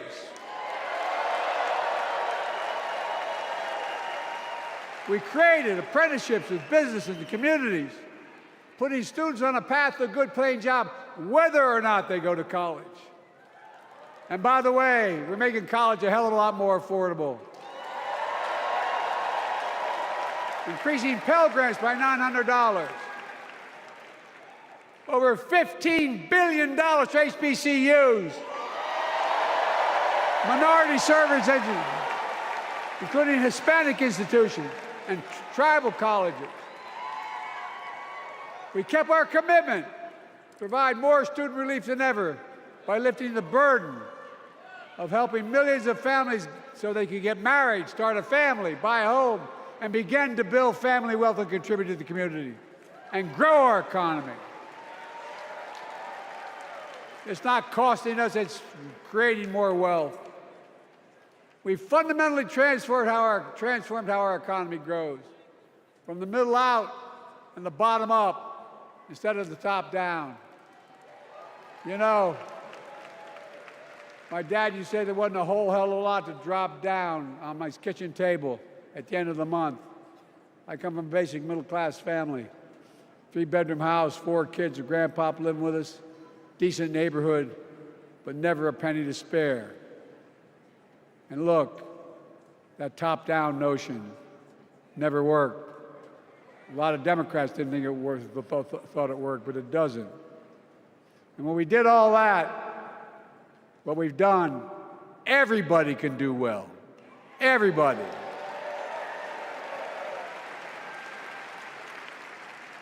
Donald Trump calls America a failing nation. No, I'm serious. But think about this. Think about this. He publicly says to the whole world, I'm going to say something outrageous, I know more foreign leaders by their first names and know them well than anybody alive, just because I'm so damn old. But I'm not joking. Think of the message he sends around the world when he talks about America being a failing nation. He says we're losing. He's the loser. He's dead wrong.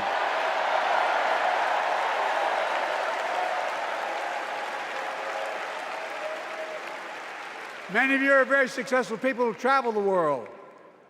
Name me a country in the world that doesn't think we're the leading nation in the world. Without America, not a joke, think about it. I'm being literal. Who could lead the world other than the United States of America? Well, guess what? America's winning, and the world's better off for it. America's more prosperous, and Americans are safer today than were under Donald Trump. Trump continues to lie about crime in America, like everything else. Guess what? On his watch, the murder rate went up 30%, the biggest increase in history. Meanwhile, we made the largest investment, Kamala and I, in public safety ever. Now, the murder rate is falling faster than any time in history. Violent crime has dropped to the lowest level of more than 50 years. And crime will keep coming down when we put a prosecutor in the Oval Office instead of a convicted felon.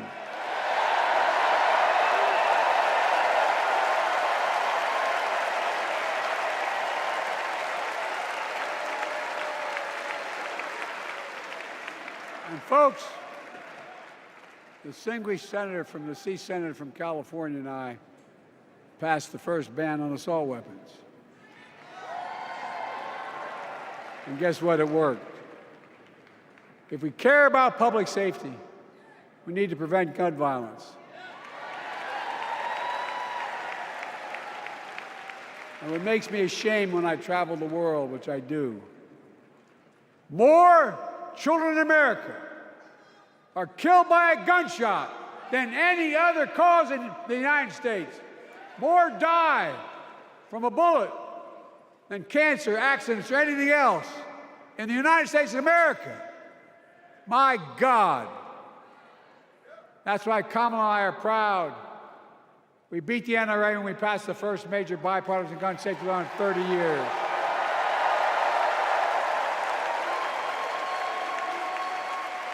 I'm serious.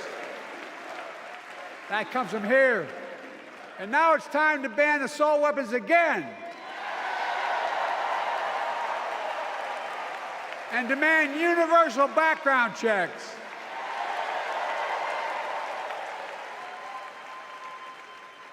It's hard. I never thought I'd stand before a crowd of Democrats and refer to a president as a liar so many times. No, I'm not trying to be funny. It's sad. Trump continues to lie about the border. Here's what he won't tell you. Trump killed the strongest bipartisan border deal in the history of the United States that we negotiated with the Senate Republicans. It took 4 weeks. Once it passed, and never acknowledged the most expansive border change in American history.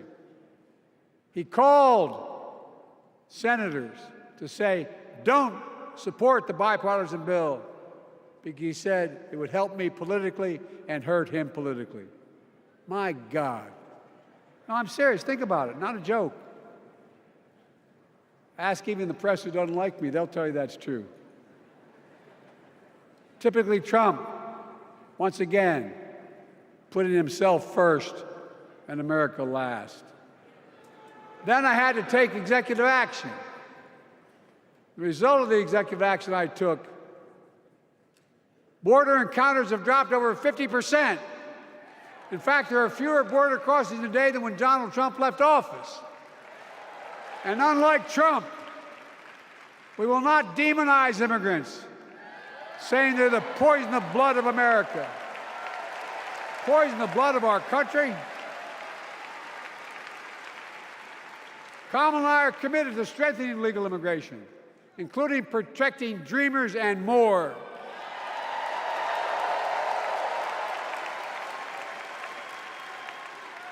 And here's what else I believe in.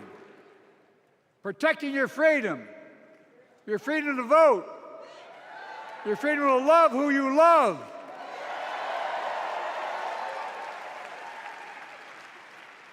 And your freedom to choose.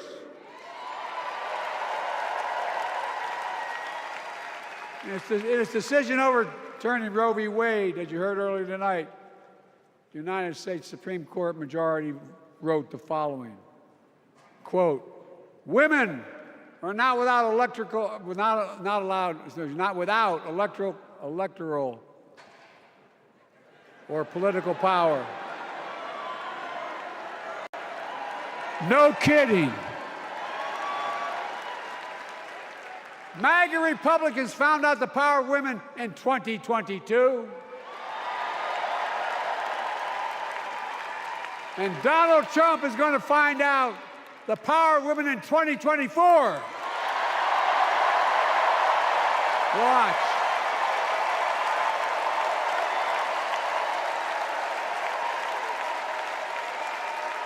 And where Trump and his mega Republican right-wingers seek to erase history, we Democrats continue to write history and make more history. I'm proud to have kept my commitment to appoint the first black woman to the United States Supreme Court.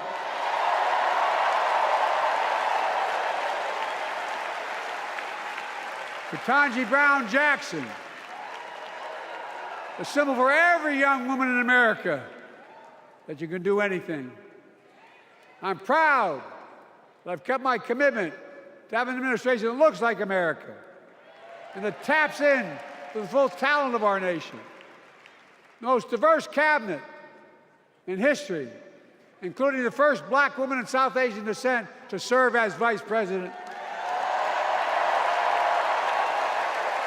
And will soon serve as the 47th president of the United States.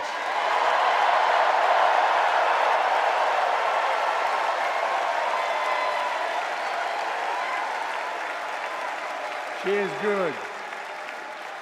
Look. Thank you, Kamala.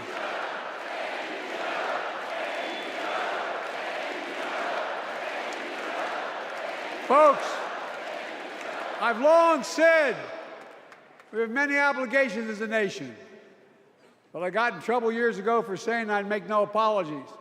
We have only one truly sacred obligation: to prepare and equip those we send to war and care for them and their families when they come home and when they don't. That's why I'm so proud to have written and signed the PACT Act, one of the most significant laws ever, helping veterans and their families exposed to toxic materials like burn pits in Agent Orange. I was around during the Vietnam War. It's hard. Nobody was able to prove that their illness was a consequence of Agent Orange. And no one was able to prove initially that because they lived in burn pits like my son lived next to in Iraq for a year, that it was the cause of their illness. But because of the PACT Act, a surviving spouse with 2 children is now eligible for a stipend of about $3,000 a month. And those children who lost a parent are eligible for tuition benefits to go to college and to get job training. It's already helping over 1 million veterans and their families just so far. Well, I love them, and I'm so proud of my son's service. We get it, but guess who doesn't get it and doesn't respect our veterans?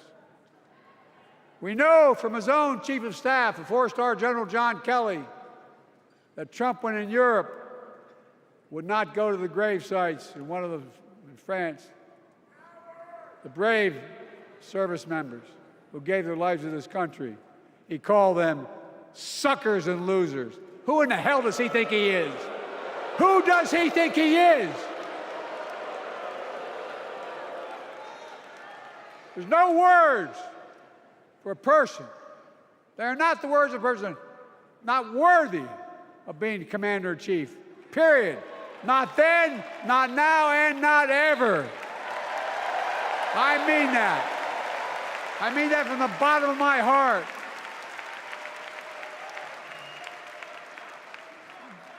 Just as no commander-in-chief should ever bow down to a dictator, the way Trump bows down to Putin. I never have, and I promise you, Kamala Harris will never do it. Will never bow down. When Trump left office, Europe and NATO was in tatters. Not a joke. America First doctrine changed our whole image in the world. Well, they gave the hours, about 190 hours sum total, than my counterparts or heads of state in Europe, to strengthen NATO. We did. We united Europe like it hadn't been united for years, adding Finland and Sweden to NATO. 10 days before he died, Henry Kissinger called and said, not since Napoleon has Europe not looked over their shoulder at Russia with dread, until now. Until now. Well, guess what? Putin thought he'd take Kyiv in 3 days. 3 years later, Ukraine is still free.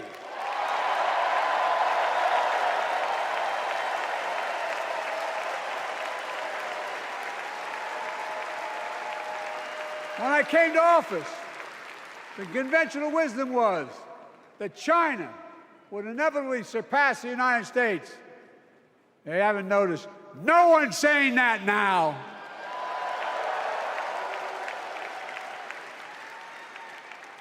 And we'll keep working to bring hostages home and end the war in Gaza and bring peace and security to the Middle East.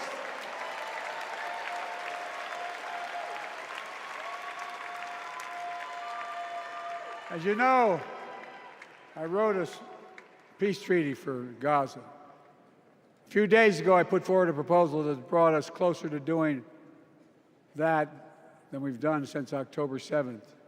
We're working around the clock, my Secretary of State, to prevent a wider war and reunite hostages with their families and surge humanitarian health and food assistance into Gaza now. To end the civilian suffering of the Palestinian people, and finally deliver a ceasefire and end this war.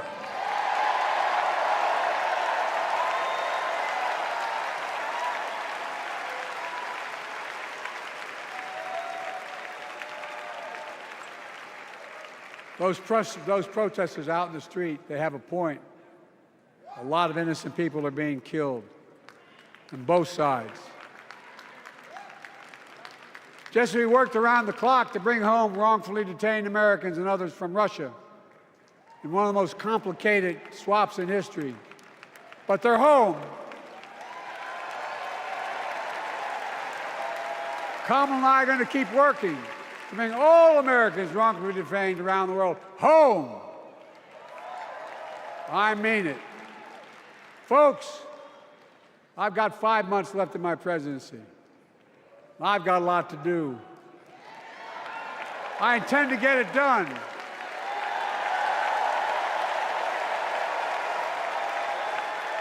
It's been the honor of my lifetime to serve as your president. I love the job, but I love my country more. I love my country more. And all this talk about how I'm angry at all those people who said I should step down, that's not true.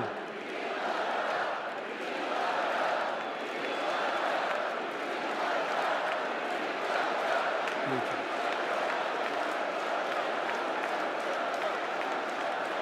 I love my country more, and we need to preserve our democracy. In 2024, we need you to vote. We need you to keep the Senate. We need you to win back the House of Representatives. And above all, we need you to beat Donald Trump.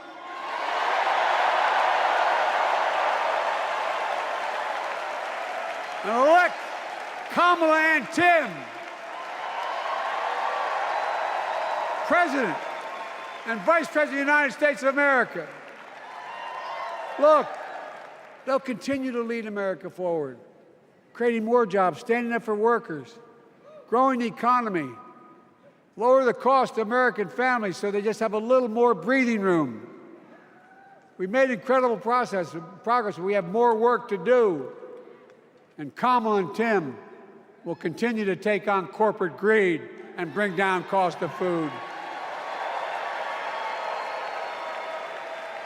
They'll keep taking on Big Pharma, making insulin $35 a month, not just for seniors, but for everyone in America. And capping prescription drug costs at a total of $2,000, not just for seniors, but for everyone. And folks, that's going to save America again tens of billions of dollars. Folks,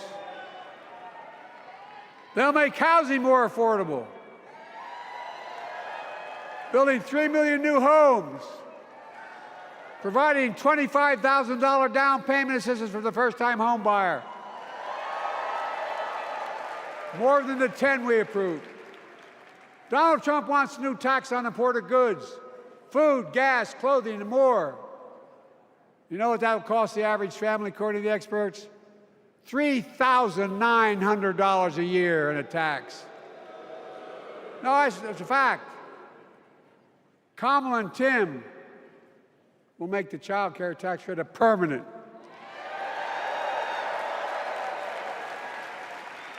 Lifting millions of children out of poverty and helping millions of families get ahead. But you know what Trump has?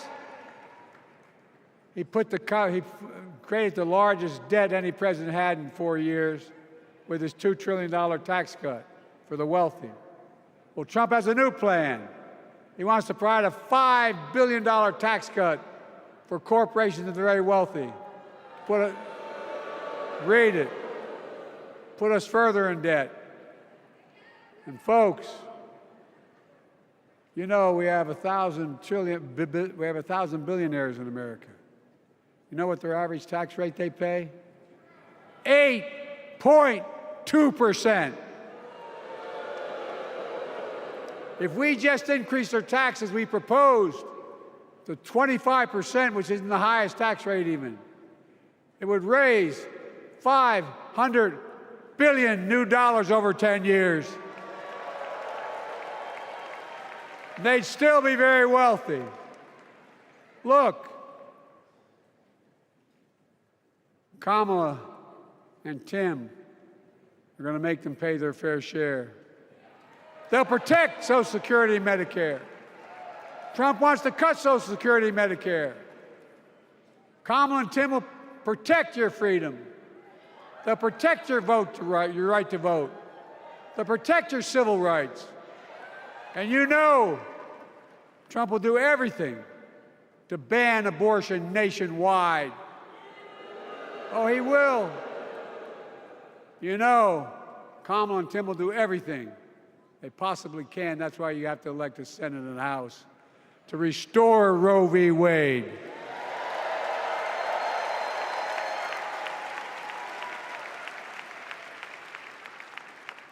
The ancient Greeks taught us that character is destiny. Character is destiny. For me and Jill, we know Kamala and Doug are people of character. It's been our honor to serve alongside them. And we know that Tim and Gwen Walz are also people of great character. Selecting Kamala was the very first decision I made when I became our nominee. And it was the best decision I made my whole career.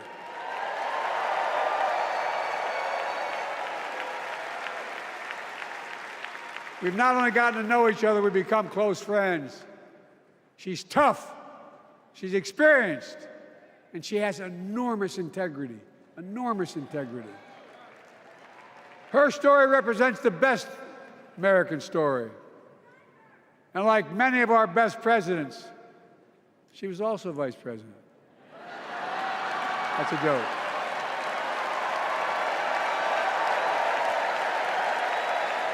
But she'll be a president our children can look up to. She'll be a president respected by world leaders because she already is. She'll be a president we can all be proud of. And she will be an historic president who puts her stamp on America's future.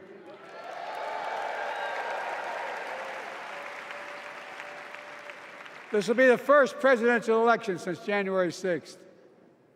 On that day, we almost lost everything about who we are as a country. And that threat, this is not hyperbole, that threat is still very much alive. Donald Trump says he will refuse to accept the election result if he loses again. Think about that. He means it. Think about that. He's promising a bloodbath if he loses, in his words. And that he'll be a dictator on day one, in his own words. By the way, this sucker means it. No, I'm not joking. Think about it. Anybody else said that in the past, you'd think he was crazy. He is crazy, but you'd think it was an exaggeration, but he means it. We can't let that happen. Folks, all of us carry a special obligation. Independents, Republicans, Democrats. We saved democracy in 2020, and now we must save it again in 2024.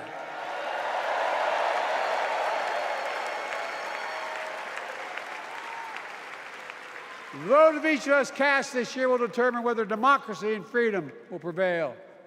It's that simple. It's that serious. And the power is literally in your hands. History is in your hands. Not hyperbole. It's in your hands. America's future is in your hands. Let me close with this. Nowhere else in the world could a kid with a stutter and modest beginnings in Scranton, Pennsylvania, and Claymont, Delaware, grow up to sit behind the resolute desk in the Oval Office.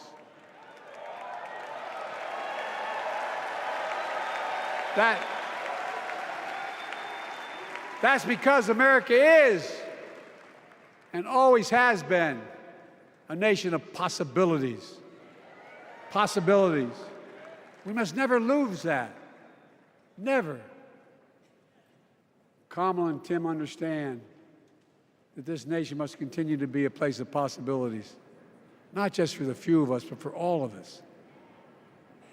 So join me in promising your whole heart to this effort, and where my heart will be. I promise I'll be the best volunteer Harris and Walz has Cam ever seen.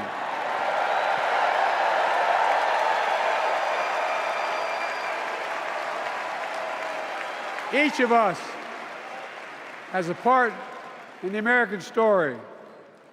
For me and my family, there's a song that means a lot to us, that captures the best of who we are as a nation. The song is called American Anthem. There's one verse that stands out, and I can't sing worth a damn, so I'm not going to try. I'll just quote it. The work and prayers of centuries have brought us to this day. What shall our legacy be? What will our children say? Let me know in my heart, when my days are through, America, America, I gave my best to you.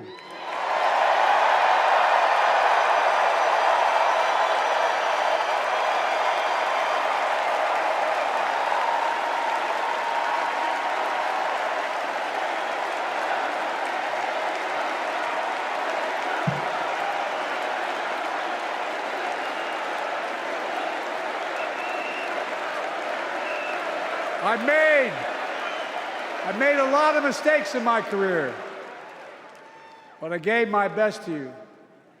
For 50 years, like many of you, I've given my heart and soul to our nation. And I've been blessed a million times in return with the support of the American people. I've either been too young to be in the Senate because I wasn't 30 yet, and too old to stay as president. But I hope you know how grateful I am to all of you. I can honestly say, and I mean this from the bottom, give you my word as a Biden, I can honestly say I'm more optimistic about the future than I was when I was elected as a 29-year-old United States Senator. I mean it. Folks, we just have to remember who we are. We're the United States of America.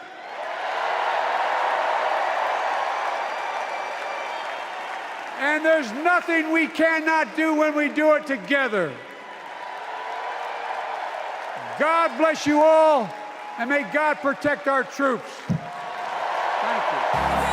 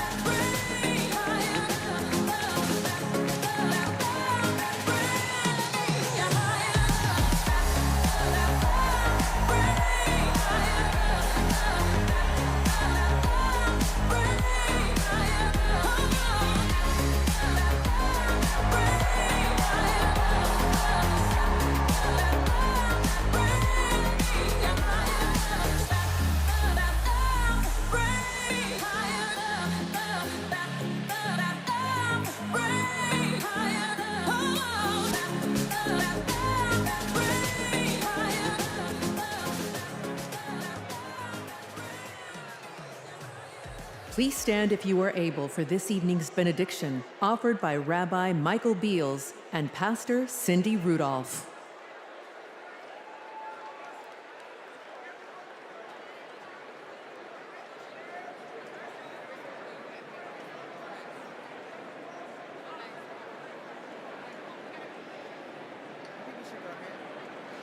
Tonight's convention theme, For the People, hints at the inclusive, bridge-building messages and policies the Democratic Party will require to succeed not only in November, but long after that.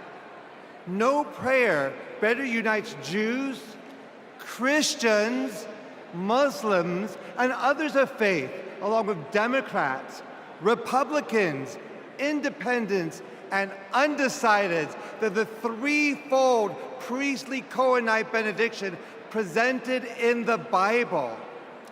It is divided into three in order to shower the following blessings of gratitude, hoda'ah, upon my fellow Delawarean, President Joe Biden,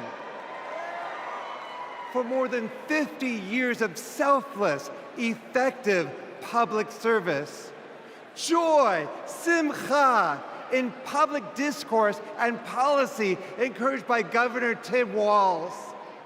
And light, or, combined with freedom, cherut, inspired by Vice President Kamala Harris's vision for America. Please respond in unity with a heartfelt Amen after each of these three ancient Hebrew benedictions. Yevarechecha Adonai v'yishmerecha. May God bless you and protect you.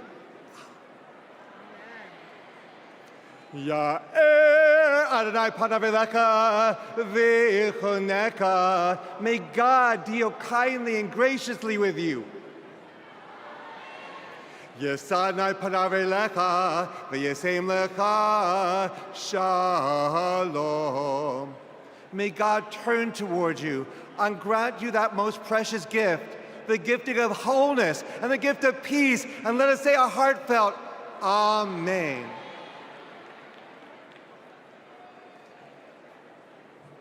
Most gracious, kind, and loving God, we thank you for this tremendous gathering of people invested in our nation's progress. Lord, as we look upon our leadership, we see what you require of us. To do justice, like the Justice Vice President Harris has championed her entire career. To love mercy, like the mercy Governor Walz has modeled as a lifelong public servant and educator. And to walk humbly, like the humility President Biden has embodied with decades of outstanding servant leadership. Oh God, as we strive to work for the people, we pray you will unite our nation. Help us to choose hope over hostility, compassion over callousness, and liberty over tyranny. We recognize that we are living through paradoxical times, times that are precarious yet promising. But through God who gives us beauty for ashes, all things are possible. Lord, bless the work of our hands until the weak and meek become purposeful and powerful, and until the marginalized and disenfranchised become energized and mobilized.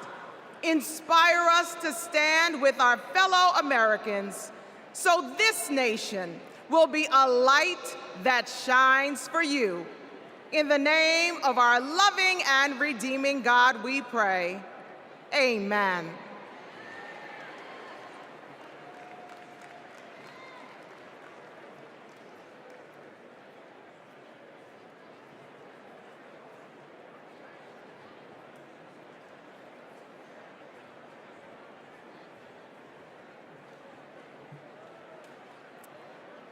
Night one of the Democratic National Convention has officially come to an end. What an incredible day. Thank you, President Biden, from the bottom of my heart. You have restored the soul of our nation. You have given us all hope. The chair will now entertain a motion to recess our convention until Tuesday, August 20th at 6 p.m. Is there a second? All in favor, please signify by saying aye. All opposed? The ayes have it. We'll see you tomorrow